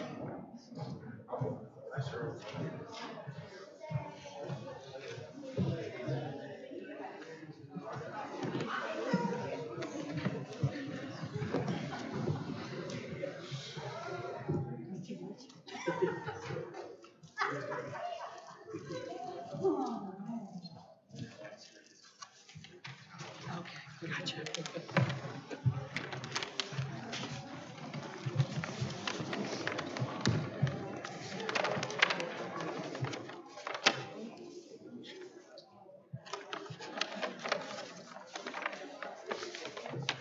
The next item on our agenda is the hearing of citizens, and as you know, most of you, we have a rule that says if you want 5 minutes of speaking time, you can have that if you request it in advance. And tonight, Michael Ebby, the owner of Bickford Senior Living. Oh, I'm sorry. Thank you, Tyler. We need a motion to accept and approve the report of the superintendent. So moved. Moved by Mrs. Feeney and seconded by Mr. Spiegel. Any discussion? All those in favor signify by saying aye. Aye. Those opposed? Report is approved. Thank you, Tyler. Okay, Michael Ebby, the owner of Bickford Senior Living, wants to speak and introduce himself and his company to the board. Michael?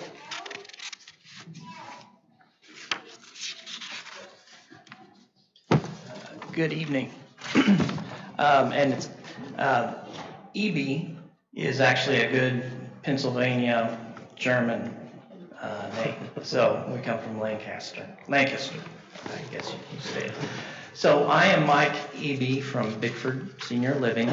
I live in Kansas City. We're a family-owned business, and we took over the old Sunrise on Bayfront Avenue in mid-2018. And I have some brochures and a book, kind of how we got started, because I think it's relevant to what I have to say. We've been a family business for 30 years. We've been in this business for 30 years. And originally my father was a Caterpillar dealer, but my grandmother was diagnosed with Alzheimer's, and there wasn't any place in the center of the country for assisted living. You know, it wasn't heard of. There was quite a few on the east and west coast. So our family was one of the early adopters of assisted living in the center of the country. And we've just grown onesie-twosie from there. We took over, I work with my two brothers. We own the company, and we bought the company from my mom and dad back in 2008. And so we've been fortunate to operate now about 60 branches in 10 different states. Most of it is ground up development, and we're very glad to be in the Erie community. It's by far the best setting of any one of our properties, by far, so just beautiful.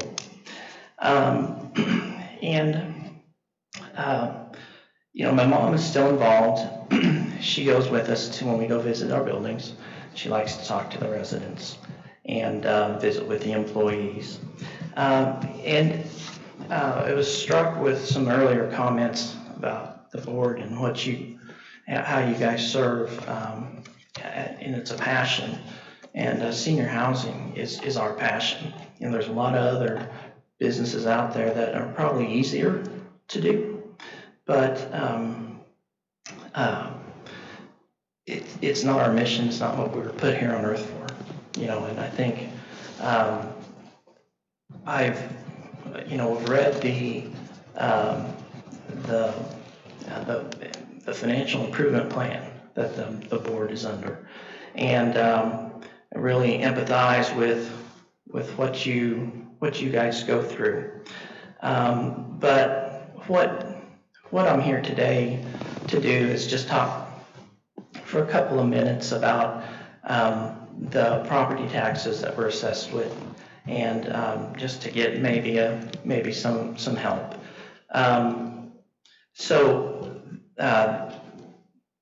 The purchaser of the property in 2018 was NHI, a National Health Investors, a REIT out of Nashville, Tennessee. And we valued it. We bought the business. And unfortunately, because they're a REIT, that's what they put on their transfer declaration, or the transfer form, declaration form, whatever, I can't remember what it's called. But when the assessor saw that, a good chunk of that is the business value, but the entire the entire amount is now our assessed value. So I'm not the owner. The owner of the building is NHI. I'm just the tenant. But I'm here because the tenant is responsible in a triple net lease for these property taxes. Michael, I just want to remind you, you have 5 minutes total, so if you could please wrap it up, and if you don't find enough time to express yourself, you could contact our solicitor with any concern. Yeah, I'm just about done. Okay. I'm just about done. I do have a handout that shows the discrepancy between our company, our building, and some competitors on a square foot basis. Okay. They're anywhere from $70 to $100 a square foot, and we're $270 now. And our taxes have gone up from $175 to $450. But are you two, sorry, this is for citizens. This isn't for us to debate with him. This is for citizens to speak. I would like a copy of what you have. He's going to give us one, as I understand it. Yes, I have plenty here. So, 5 minutes up? Yeah, close enough. All right, thank you. I appreciate you being agreeable to that. It's close, but if you had another remark to finish with. Thank you. Thank you, Michael. He did the same thing I did, he calculated by square foot compared to his competitors like I did. He's right. But is he too high or the others too low? Right. We want the others to be too low. And Mr. Walker, are there enough copies for all the board, or if not, would you please see that within a day or so that we get them? Okay, thank you. Are there any other citizens that wish to speak? No one else has written in for 5 minutes of speaking time. Is there anyone in the audience tonight who would wish to speak to the board for 3 minutes? Wonder if the mayor will push for reassessment. Doesn't help him. Please state your name and address, and then write it down if you would for us there. I already did. My name's TJ Sandell. I live at 2712 Plum Street. No. Some of you know me. I'm back again tonight. For those of you that don't know me, I'm the president of the Building and Construction Trades Council for the region.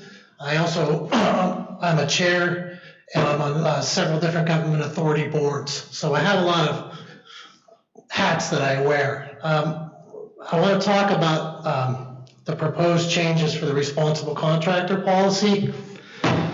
I'm a kind of a common sense kind of guy. I believe in that common sense prevails on a lot of things. And common sense is, for us, is a staple of the community. It's common sense to me that the building trades goes out and we actively recruit women and minorities. We go to job fairs. When Mr. Askins calls me from Erie High School about his career day, our representatives are always there because we believe in a fundamental thing, and that's providing jobs and skill sets that last a lifetime, that produce jobs that pay a living wage, that allow people to retire with dignity. We spend millions of dollars in private money every single year on apprenticeship training. Nobody can say that but us, because we're the expert at it, and I'm living proof that it works. The options out there, I believe in compromise, and I think after I actually reviewed them, there is a good option, and it's agreeable. And I think that the option 2 is a good and realistic way to approach it. I understand that. We all understand that there is not an apprenticeship for an overhead door installer. It's a specialty thing. And Mr. Wachter was gracious enough to call me when the turf was being installed in the stadium to say, hey, there's no apprenticeship for that. I says, Tim, it's common sense. I said, we know that. We know that there's specialty things that are going to be out there that there's not going to be an apprenticeship for. However, a blanket waiver of that subcontractor doesn't make sense because there's critical infrastructural pieces of construction projects that are done by subcontractors. For example, iron workers that erect all the steel. God forbid you have a steel beam give way and a roof collapse inside of a building. You're going to lose lives. The painting, the drywall finishing, the insulation, the brick masonry, All of those things are under the GC general primes of the bids. They're subcontractors, and they're critical aspects of that. I get it that there's not going to be maybe a contractor that is specialized in caulking the door for whatever reason. We understand that, but the critical aspects of those things are at stake. So I would ask that you would graciously support the option 2. Thank you. Thank you. Are there any other citizens that wish to speak to the board this evening?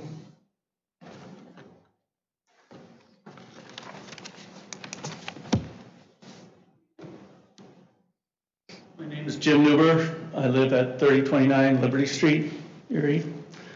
I have some written comments. Good evening, Superintendent Polito, President Harkins, Vice President Titus, school directors. My name is James Newber, as I stated. I represent the International Brotherhood of Electrical Workers in Erie. I understand the school board will decide tonight whether to modify the current responsible contractor language in place for work that is going to be performed at the Northwest Pennsylvania Collegiate Academy. Please allow me to offer my opinion on this matter. When a school district project is to be bid, if the project meets the criteria for the prevailing rate, then every contractor must use the same hourly rate of pay the state has mandated. The bulk of funds to pay this comes from the taxpayer. Any contractor that has the ability to go after this work to set a standard of quality craftsmanship, a past Erie School Board approved the responsible contractor policy you are reviewing tonight. As a 103-year-old structure, the Northwest Pennsylvania Collegiate Academy is not the building to experiment on when it comes to modifying the responsible contractor policy. As a consumer, as a taxpayer, I've always believed in what you pay for what you get. I'll use my trade as an example. If a contractor hires an electrician who is paid the state prevailing wage week in and week out, then that electrician must be worth it. Otherwise, that contractor would get rid of this employee. A person becomes a craftsman, craftswoman, through the years of training, starting with entry into an apprenticeship. The apprenticeship I'm affiliated with, an apprentice will attend school and work side by side with a journeyman wireman for 5 years. Between the curriculum and this hands-on training sets a high bar for the other 2 electrical apprenticeships in this area. You heard me correctly. There are 3 Pennsylvania state-approved electrical apprenticeships that encompasses Erie County. For some general contractors, there is an issue finding qualified subcontractors because of this policy or part of it, specifically the apprenticeship requirement. From what I have read, the problem lies with fencing and landscaping contractors. I know of a few of these companies that have agreements with an organization that has an apprenticeship. This would qualify these companies with the Erie School District's responsible contractor policy. Say a general contractor requests a price from one of these contractors and not receive one, then I believe a plan B is warranted.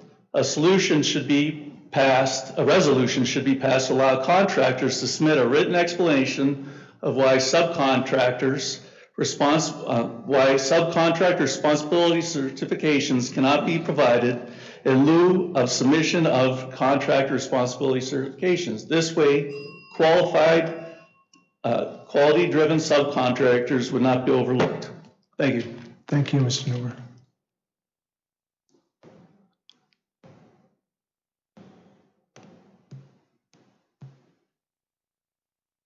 Hi, my name's Scott Johnson. I'm 1841 West 22nd Street. So I am the business manager of the Roofers Union here in Erie. I did get the pleasure of stepping in and listening to the board meeting. Now, one of the things I see that Mr. Zogsby is not in here, but one of the things he kept stating was that this requirement is basically union versus non-union. It's a union problem. We are just simply trying to get work for our guys. It is not a union versus non-union problem. A non-union contractor can very easily go out and obtain an apprenticeship program. It doesn't happen very often. The reason being is they would be held accountable to have to up the person's wages. This responsible contractor, through the apprenticeship part, states that they have to progress the people to go through and graduate out of that program. While that's happening, your pay is going up. Now, I would ask you, what contractors do you have? When TJ was up here, he was talking about recruiting, coming into the job fairs, the career fairs, all this stuff. I've come in on Saturdays, my time off. I've come into East High to go ahead, or East Middle School now, sorry, to come in and do the career fair, trying to recruit the people. He also talked about fiscal responsibility. We pay a living wage. We don't require any higher education other than 12th grade, GED, or high school diploma. With that being said, you're educators. We bring them in then, run them through an apprenticeship program, training them on everything they need. I left a letter up there with all you guys. I passed out prior to the start of this meeting. You heard what Jim said about their program. We have a 3-year program, 4,500 hours they have to go through with trained other people. Now, I also made a challenge when I came up and passed these letters out. Please, as educators, educate me on this. What do you save by hiring a contractor that comes in that does not have an apprenticeship program? Because yesterday, their workers were making $14, if they're lucky, maybe $15 an hour with no benefits. Prevailing wage, at least the roofing end of it, is set by me. It is $45.51 an hour. So yesterday, that worker was $14 an hour. I don't know what kind of sleep they're getting or where they're doing it, but what gained them this skill set overnight that they step onto the Collegiate Academy job and they mandate $45.51 an hour? Because prevailing wage sets, if you don't have an apprenticeship program, every person on that job site has to be paid that $45.51. Fiscal responsibility. How is that fiscally responsible? I agree with you when you said earlier that you don't have to be union to be a good, skilled contractor. I get that. I go after and try to recruit these guys all the time. There are some. Unfortunately, not that many. So anyways, fiscal responsibility, please show me where you save money by hiring somebody that doesn't have that skill set, that yesterday they were $14 an hour and today they're $45.51, and then we'll go back to the $14 an hour when they're off that project. So again, I'm sorry my time's over, but the option 2, you wouldn't go get a steak dinner, filet mignon, and you don't like peas and you didn't know what it was because it was just vegetable of the day. Your dinner plate comes out. Again, common sense we talked about.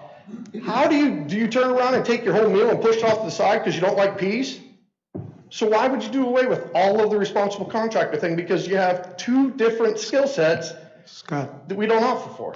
thank you. Sorry, thank you. That's all right, thank you. Are there any other citizens that wish to speak? The next item on our agenda is report of committees. There's still some work being done on that. It's probably an appropriate time to mention a few things. Darlene Feeney has replaced Robbie Fabrizi as the board rep on the Stadium Commission. Lori Pickens has shown an interest in maybe being the IU5 rep, and she has agreed to shadow Mrs. Feeney to the next meeting that they can. And she's trying to be very conscientious and responsible to understand what's involved. So that's pending. I know I haven't had a chance to speak with her, but Ms. McNair has always been our community involvement liaison, and unless she would feel differently, I would. No, I'm still Okay. working on that. Well, then that's your specialty, so you please continue with that. The Policy Review Committee came up because of this responsible contractor question, and it was almost unanimously agreed in the committee of the whole 2 weeks ago that we should keep that committee moving and use it to evaluate this policy and decide on whether or not there should be some modifications.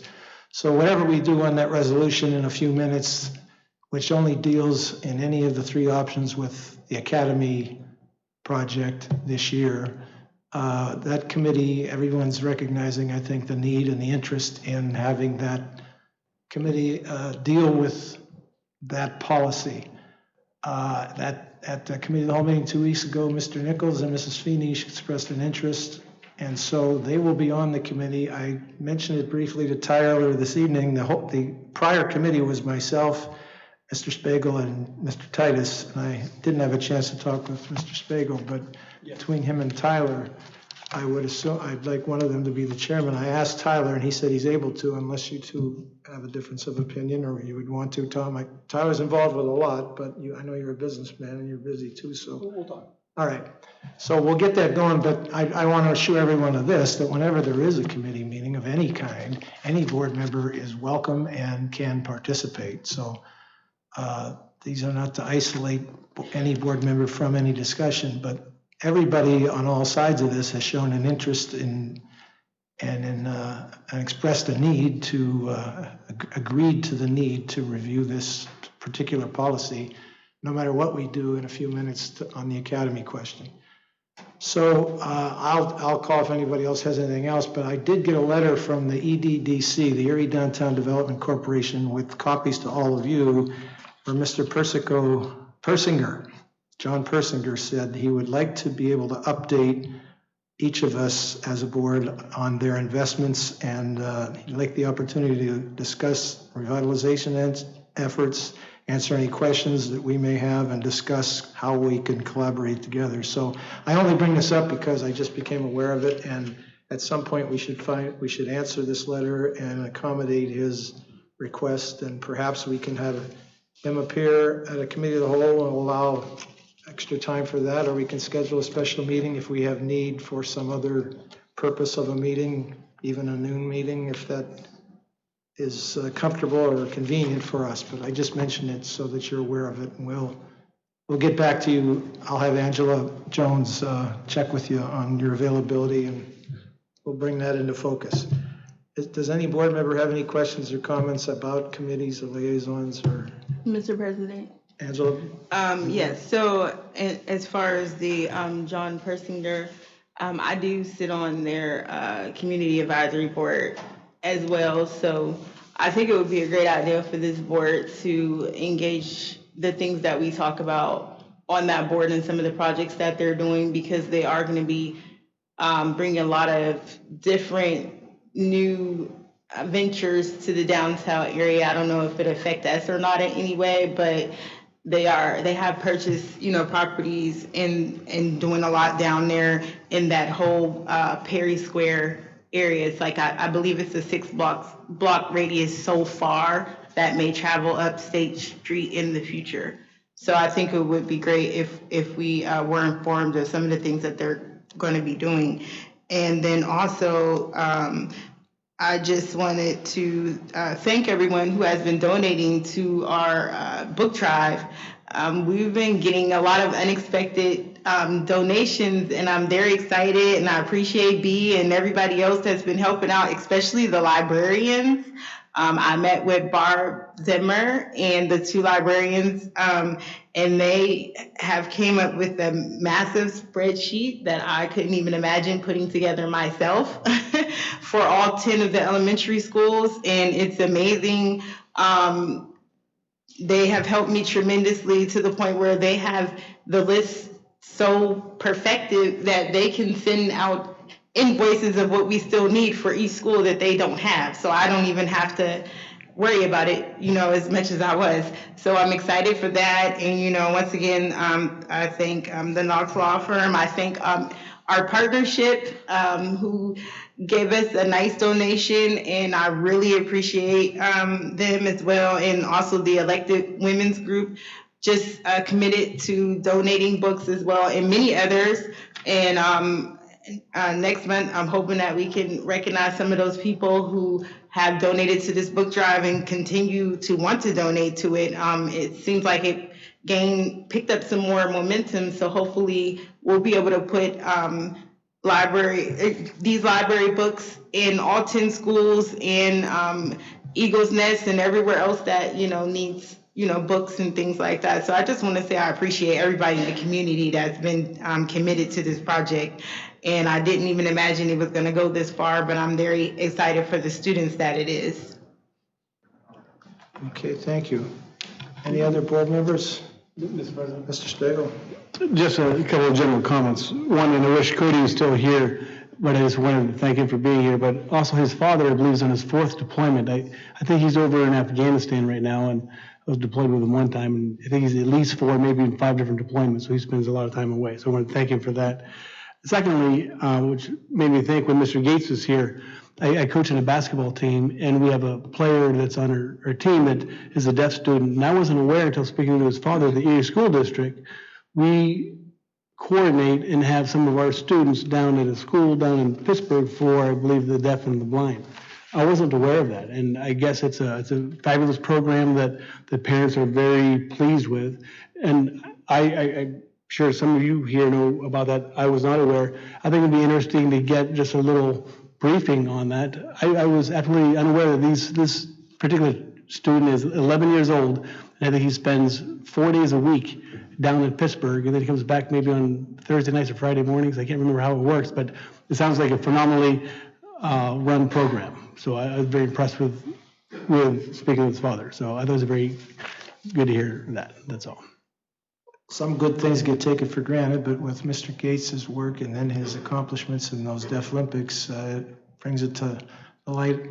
And so perhaps if the superintendent heard that at some point, he can give us an update at one of our future meetings on that topic. Is there any other questions or concerns or comments under committees and liaisons? If not, we need a motion to accept what we heard as our report. Oh, Mr. President, I do have another report. Go ahead. I guess I want the board to know that I generally report a month back. So we did have a land bank board meeting today, and the mayor was actually there.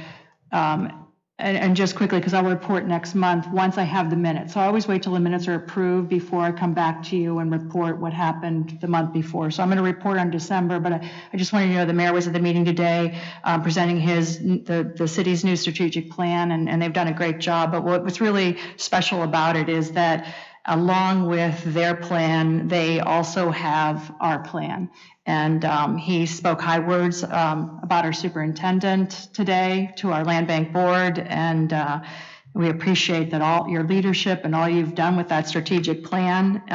It's just great. And he did say you have copies that you'll be presenting to the board of the city's plan as well. Do we have them or? I don't, but we will get some and make sure we present I asked them. him for somebody, he said you already had it, but I'll go back and ask if you want.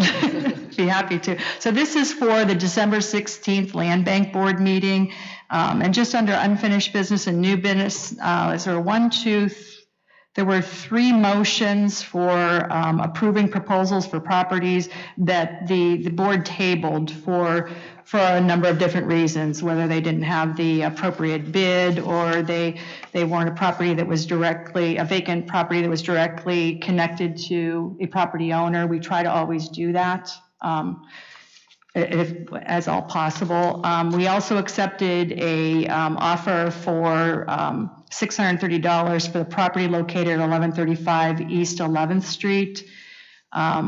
And we also unanimously approved the conveyance of 123 Sobieski Street to the Bayfront East Side Task Force. And I would say we try really hard to work with the neighborhood task force groups and try to acquire or convey properties for them. And that's been very helpful.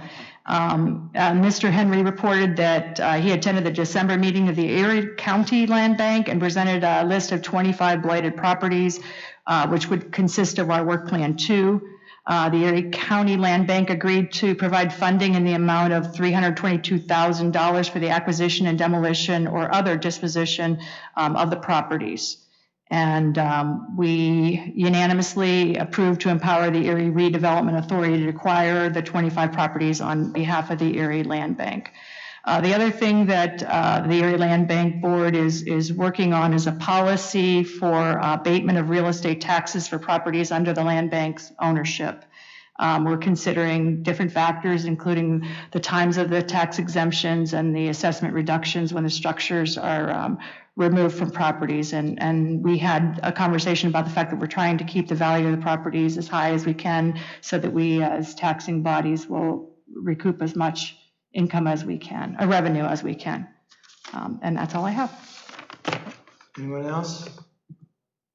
Motion to approve committee reports? Moved by Mr. Spagel. Second. Seconded by Mr. Titus. Any discussion? All those in favor signify by saying aye. Aye. Carries.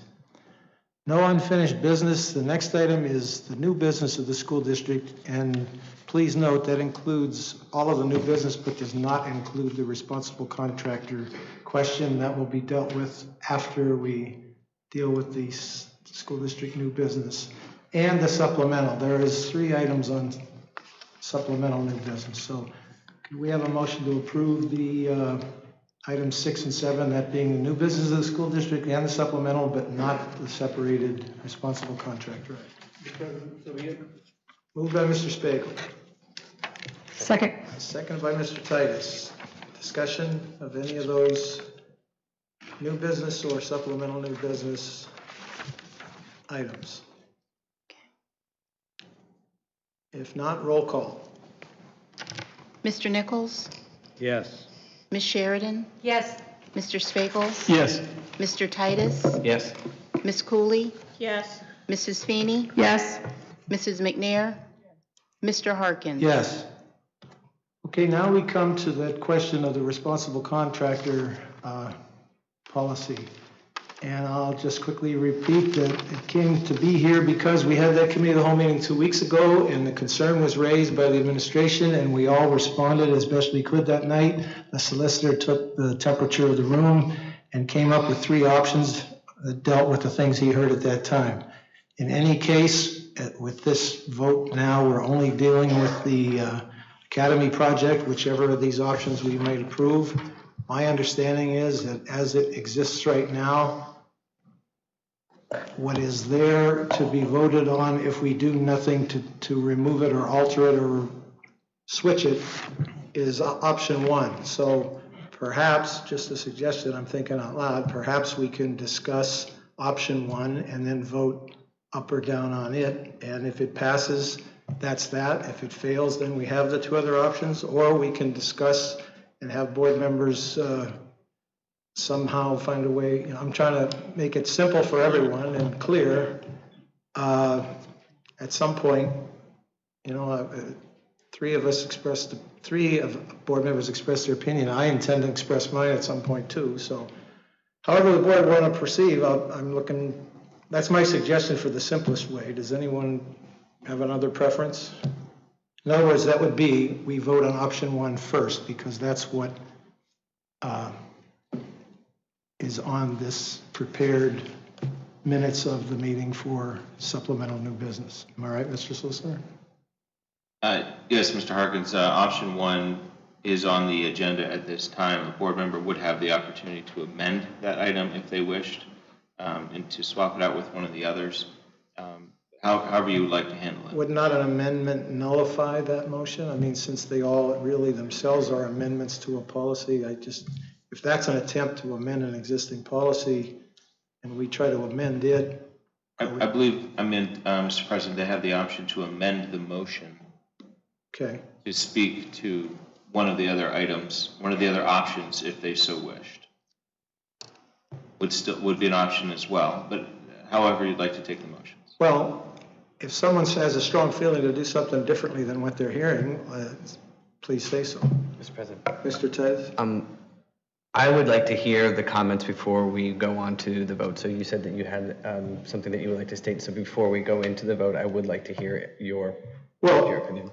I'm just one of us, and I am as whoever would like to. to. But I mean, so that it helps people know how I may vote on option 1. I'll make it clear right now that I prefer option 2. I don't think we need to take I think that I was part of a board that supported and created and put that policy into place in good faith to protect the interests of the school district. And I'm not for making a dramatic change to it yet. We have a specific situation we're trying to deal with. I was one who in that meeting 2 weeks ago said I would be open to waiving it entirely for the academy thing. So I have to take some of the, except, you know, I was in on what influenced the solicitor to create option 1, I believe, and I acknowledge that. But in the 2 weeks since, I've had time to be objective, think about it, and talk to people, and listen to the remarks I heard tonight. And all that being said, I'm going to favor option 2. So if we vote on option 1 first, I'm going to vote against it. And if it doesn't pass, then we can have a board member move that we approve option 2 or option 3 at that point. But if a majority of the board wants to support option 1, that'll be that.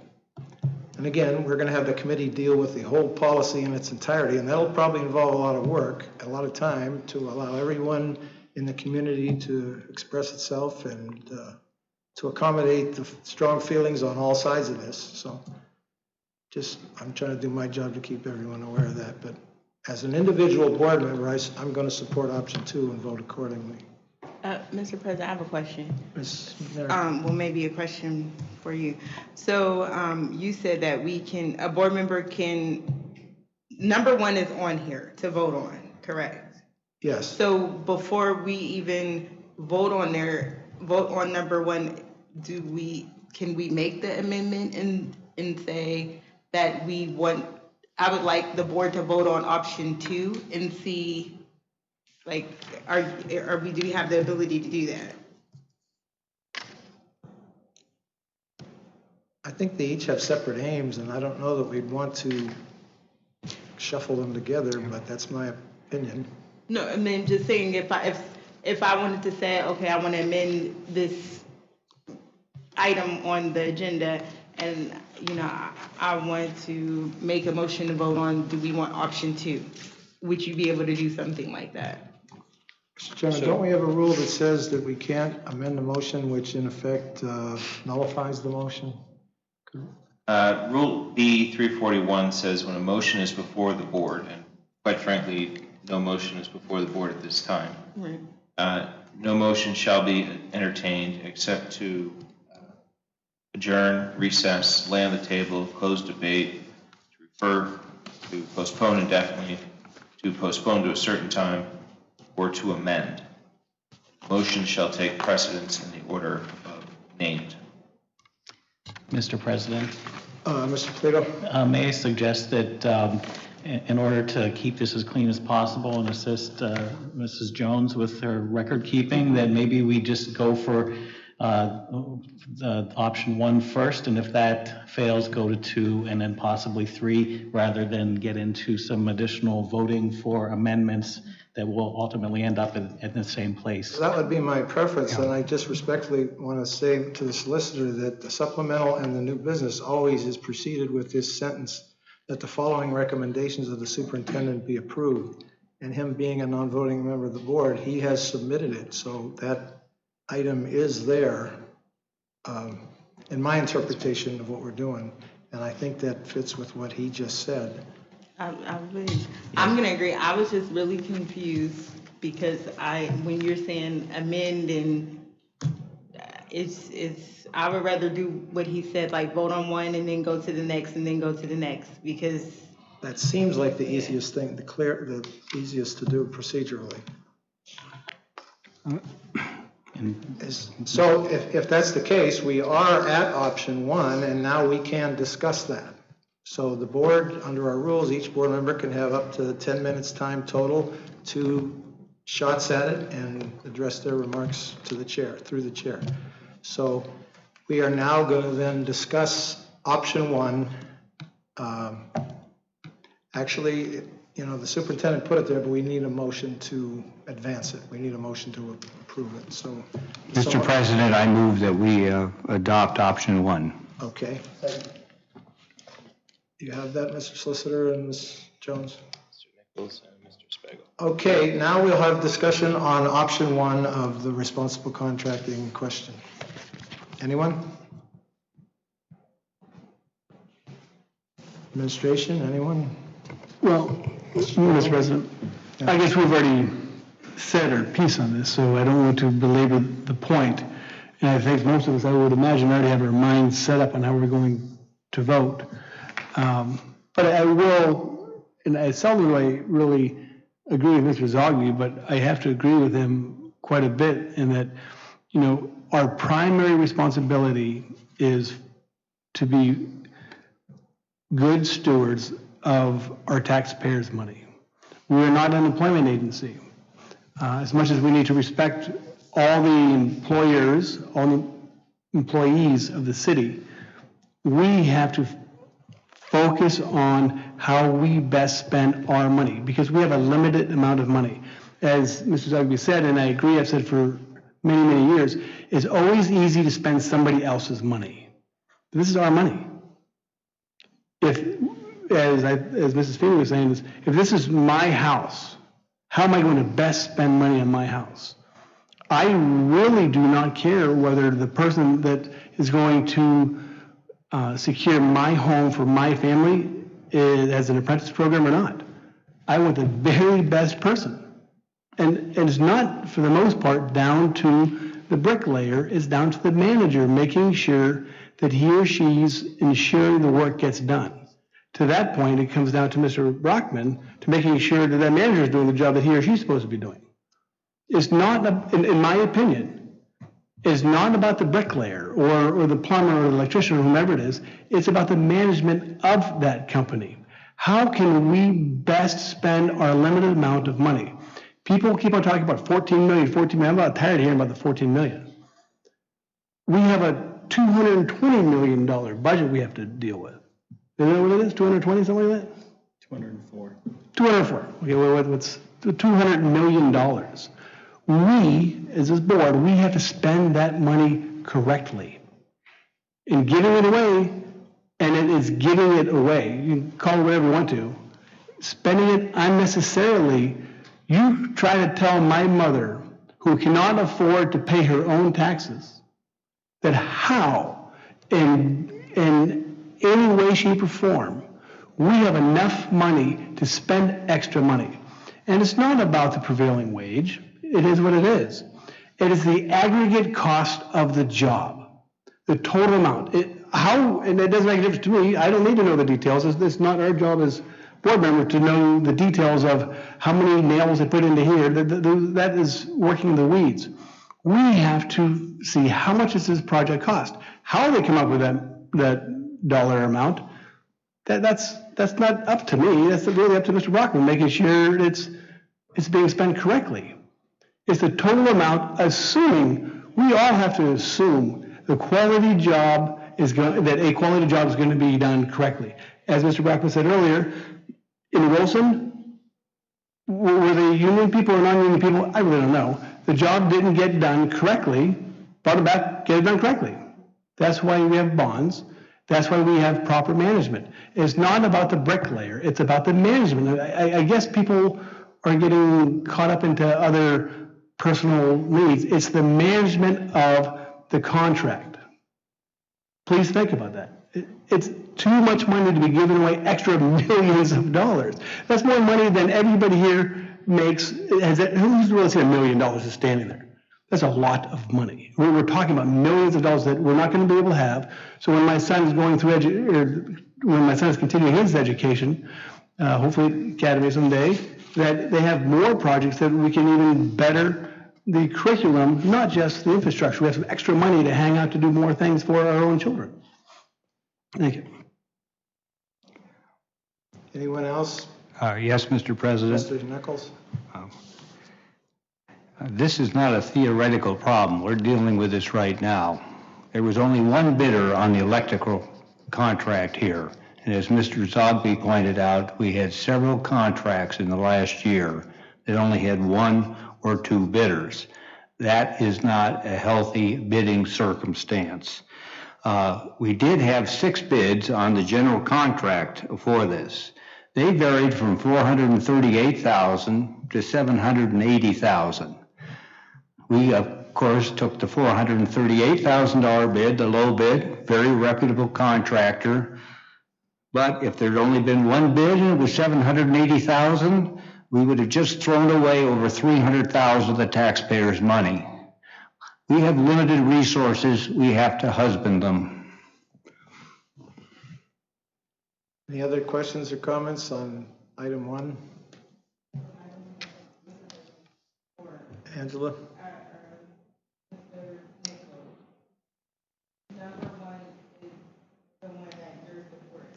Yes.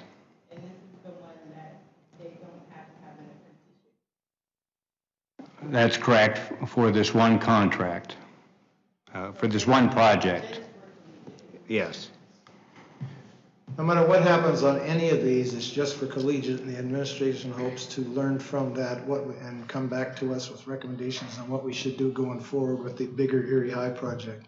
So in any case, all three of these are dealing only with the Academy project to help us get through this anticipated problem and see if it's effective at solving it, whichever way we go. Mrs. McNair? And number two is the one, I know we're talking about number one, but I'm just trying to get a beautiful, number two, when this man came to the podium and was talking about it, he's saying that we would still hire the contractors that have the, apprenticeship, but for smaller parts of the job, they don't have to have the contractor doesn't, or who they choose. It's up to them. That's my question. Would it be up to them or up to that? I'll let the solicitor answer you. Mrs. McNair, the option one says that subcontractors do not have to submit a subcontractor responsibility certification at all. Option two says that in the event that they can't find a subcontractor that would be able to comply with the policy, the contractor has the ability to submit a letter explaining why they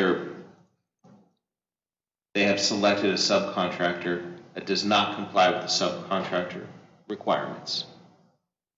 So we wouldn't choose which ones, the school district wouldn't choose which parts of which jobs. It would have to be because the contractor had submitted a letter and they could credibly claim why they were unable to provide for a subcontractor certification for that particular subcontractor that they're promoting. Mr. Superintendent? Mr. President, I just again like to clarify that it is still our recommendation that we would like to see option one on this project. I just want to remind the board that although we've had the responsible contractor policy in place since I believe it was 2012, it has not yet been tested on a major project. This was the first instance where we were going to have this on a project that had a significant amount of subcontractors, and based on the feedback that we received from our architects and the contractors that did write letters and speak to you, there's actually 3 issues that they identified that they had concerns with that we feel, at least for this option, would alleviate that and ensure that we would continue on and have a good bid process. Number 1 was the fact, again, that was mentioned that we do not have, all the subcontractors do not have programs where there are apprenticeship programs in place. So that was the main issue, because it would be impossible for a bidder to submit a bid with all the subcontractors that met that. Number 2, as they mentioned, oftentimes when they're putting their bids in, they're talking to subcontractors even an hour before submitting those bids, and the burden of trying to obtain all that paperwork in time and make sure that they get it in when those bidders are giving that same thing to different prime contractors, they believe will result in less bids at the subcontractor level. And the third item that they raised as a concern was the issue that many of our subcontractors here in the city do not have apprenticeship programs, and there may be other apprenticeship program or contractors with apprenticeship programs that are outside of the city, which is our belief, and theirs would push a lot of this work outside of the city. I have a question for the superintendent. When you said it's never been tested, was it not called into question, at least when the stadium turf thing came to everyone's attention? And as the one speaker said, the solicitor and all parties recognized it was a case of common sense. And in my mind, wouldn't option 2 just be a mechanism for that to be brought to the attention formally? It would be through a letter that it would be brought to the administration's attention that there is an unsolvable problem for apprenticeship in whatever case the letter comes for. That's just... I'd like to clarify that it's the first one that we've used, the first major project that we've tried this with. Okay. That has numerous subcontractors tied to it. All the roofing projects this summer, as well as the stadium project, had a minimal amount of subcontractors, which we were more easily able to deal with on a case-by-case basis. I respect that, but in my support of option 2, I'm suggesting that it seems to me to be a mechanism by which a contractor can make us aware that they're going to be unable to meet it and tell us why, and then we probably will accept it, and that'll be that. That's how I see it. But does anyone else have any questions, concerns on this, and specifically option 1? That's where we're at. Mr. President, Mr. Nichols? I also am an attorney.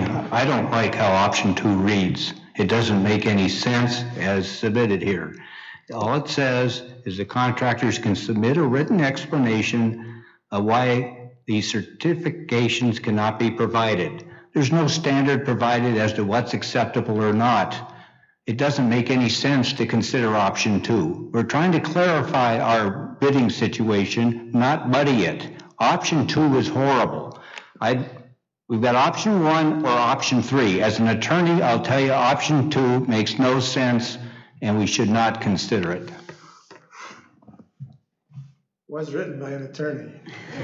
It doesn't make any sense. Okay. I've got a few more years on that fellow. Okay. Mr. President? Who am I hearing? Oh, I'm sorry, Neil. I thought it was somebody up here. It's okay.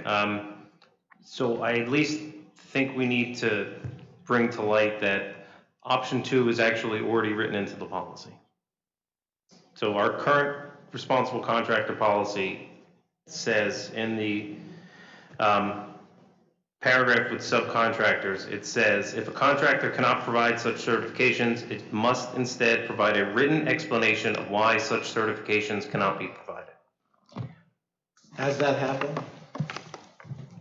Did that happen in this case? Is that how we came to this? No.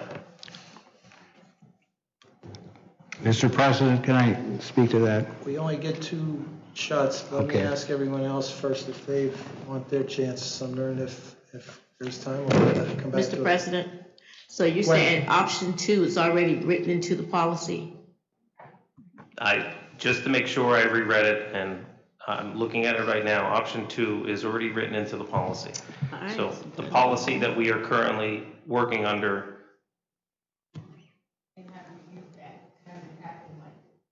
No, again, as Mr. Polito said, this is the biggest construction project that we have taken on in probably the last 2 decades in the school district, I would imagine, not since the renovation of Harding, which was in the early 2000s.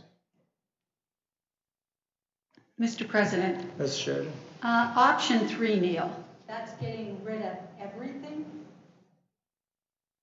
Now, I believe option 1, because it was just put together at the last committee of the whole, and we were gonna kind of beta test it with this project, gets rid of all of the requirements. So that includes the workforce development, I believe, and then there's also some more legal stuff that Attorney Walker will help with. Option 3 is the one that Mrs. Feeney was put in that says they still need to do everything that the primes have to do, with the exception of the Class A apprenticeship program.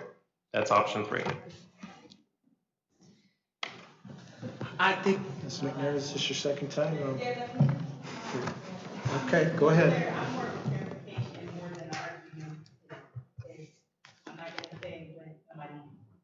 Is there, is not. My question would be so option 2 and 3 are basically, we're already doing that already. I know you said option 2 is in our policy already. But currently, we only deal with the apprenticeship right now, correct? Correct. The difference would be with option 3, the apprenticeship programs would no longer be a requirement for the subcontractors.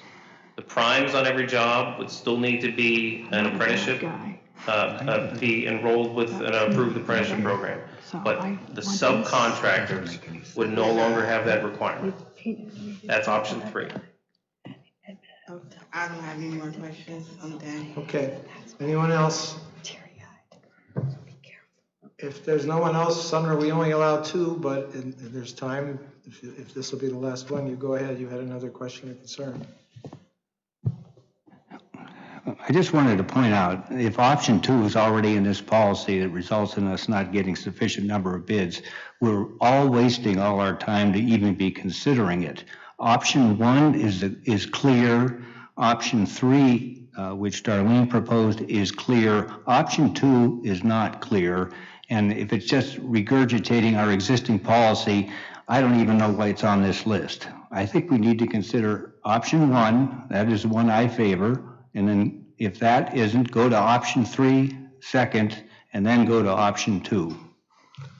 Any more discussion on option 1? Mr. President, I just want to point out that I am in favor of option 2. And that the only reason that I talked to the solicitor about option 3 is because I am extremely frightened by option 1. And right now, we do not have any proof that we are going to get more bids if we change our policy. We only had 2 bids for the RFP for custodial services, 2. So again, it's pretty much the same as what we're getting on our construction. So it's a hypothesis, and I know you want to take a chance on it, on Collegiate Academy and prove it. And I'm looking out for the taxpayers here too, because we could end up with higher costs and change orders. And we all know that change orders have increased our costs. So that's why I just want to make it clear that I am supporting option 2, and option 3 is only there if, because I don't want to waive this entire policy. I think that's negligent.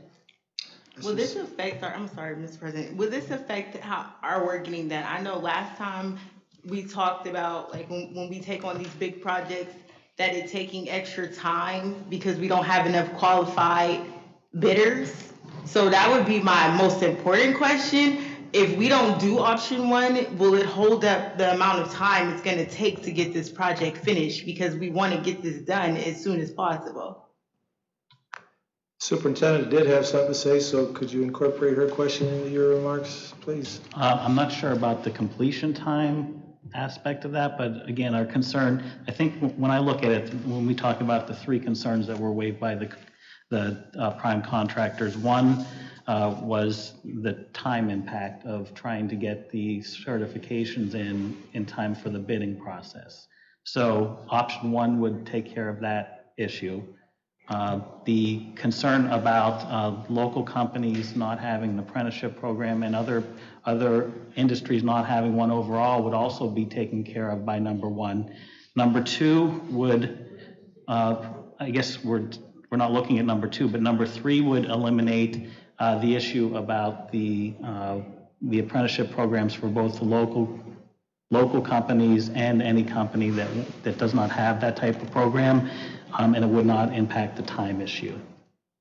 And I just too also want to clarify that we had a lot of talk about oversight for this project, and that we do have a clerk of the works proposal that we anticipate that we do plan on bringing to you in February. It's our hope that we will have that clerk of works on site and able to oversee this project as well as Erie High.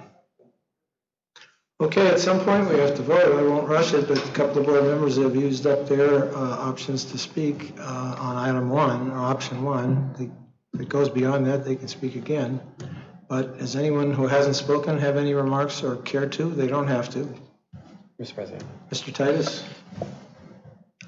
For clarification, could you explain on, for either Brian or Neil, I'm assuming, or maybe Tim will know this one, on option number 3, when we're looking at the remainder of the certification requirements still being in place, what do we think those ramifications, or like that will have on the bidding process, and do we think that that's going to, again, prohibit anybody from coming in?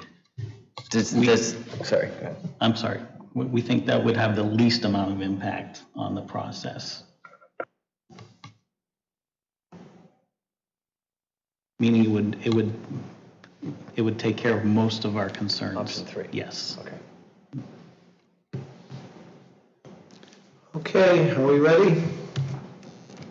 No further discussion. Roll call on option 1 as it relates to the responsible contractor policy. Mr. Nichols? Yes. Ms. Sheridan? Yes. Mr. Spagel? Yes. Mr. Titus? No. Ms. Cooley? No. Mrs. Feeney? No. Mrs. McNair? Mr. Harkins? No. Was Angela's a no? Okay. So option 1 has failed, and now we have options 2 and 3 before us. Does someone wish to advance one or the other? Mr. Spagel? I wish to advance option 3, please. Okay, is there a second? I second that. Okay, it's moved by Mr. Spagel, seconded by Mr. Nichols. Now, discussion, and we start over. Everybody has a fresh 10 minutes and two opportunities to speak to this. Mr. President, Angela? I just heard what you said, Brian. I just wanted you to repeat that last part about how option 3 would take care of all of our issues. Can you explain that a little bit again? Option 3 would take care of most of Most of them, our okay. concerns, so it would be the administration's second choice It would be your second choice. Okay. after option 1. Okay. Anyone else discussion, option 3? Mr. President, Mr. Nichols? I'll just point out again that it is clear. Option 2 is muddy. You're trying to get bids, and if you have a muddy proposal, you're not going to get bids. Any other discussion on option 3? Roll call on option 3. Mr. Nichols? Yes. Ms. Sheridan? Yes. Mr. Spagel? Yes. Mr. Titus? Yes. Ms. Cooley? Yes. Mrs. Feeney? I'm going to stick with my gut. No. Mrs. McNair? Mr. Harkins? No, I didn't hear Angela. I got bad hearing. All right. All right. So that option 3 has been approved. 6-2. All right. And as we said and stressed, the entire policy will be under review soon by that policy review committee, at which time everyone can put their opinions forth on it. Okay. Next item is the approval of minutes for December 4th and 11th of 2019. They were attached electronically to the agenda. May we have a motion to approve them? Moved by Mr. Spagel.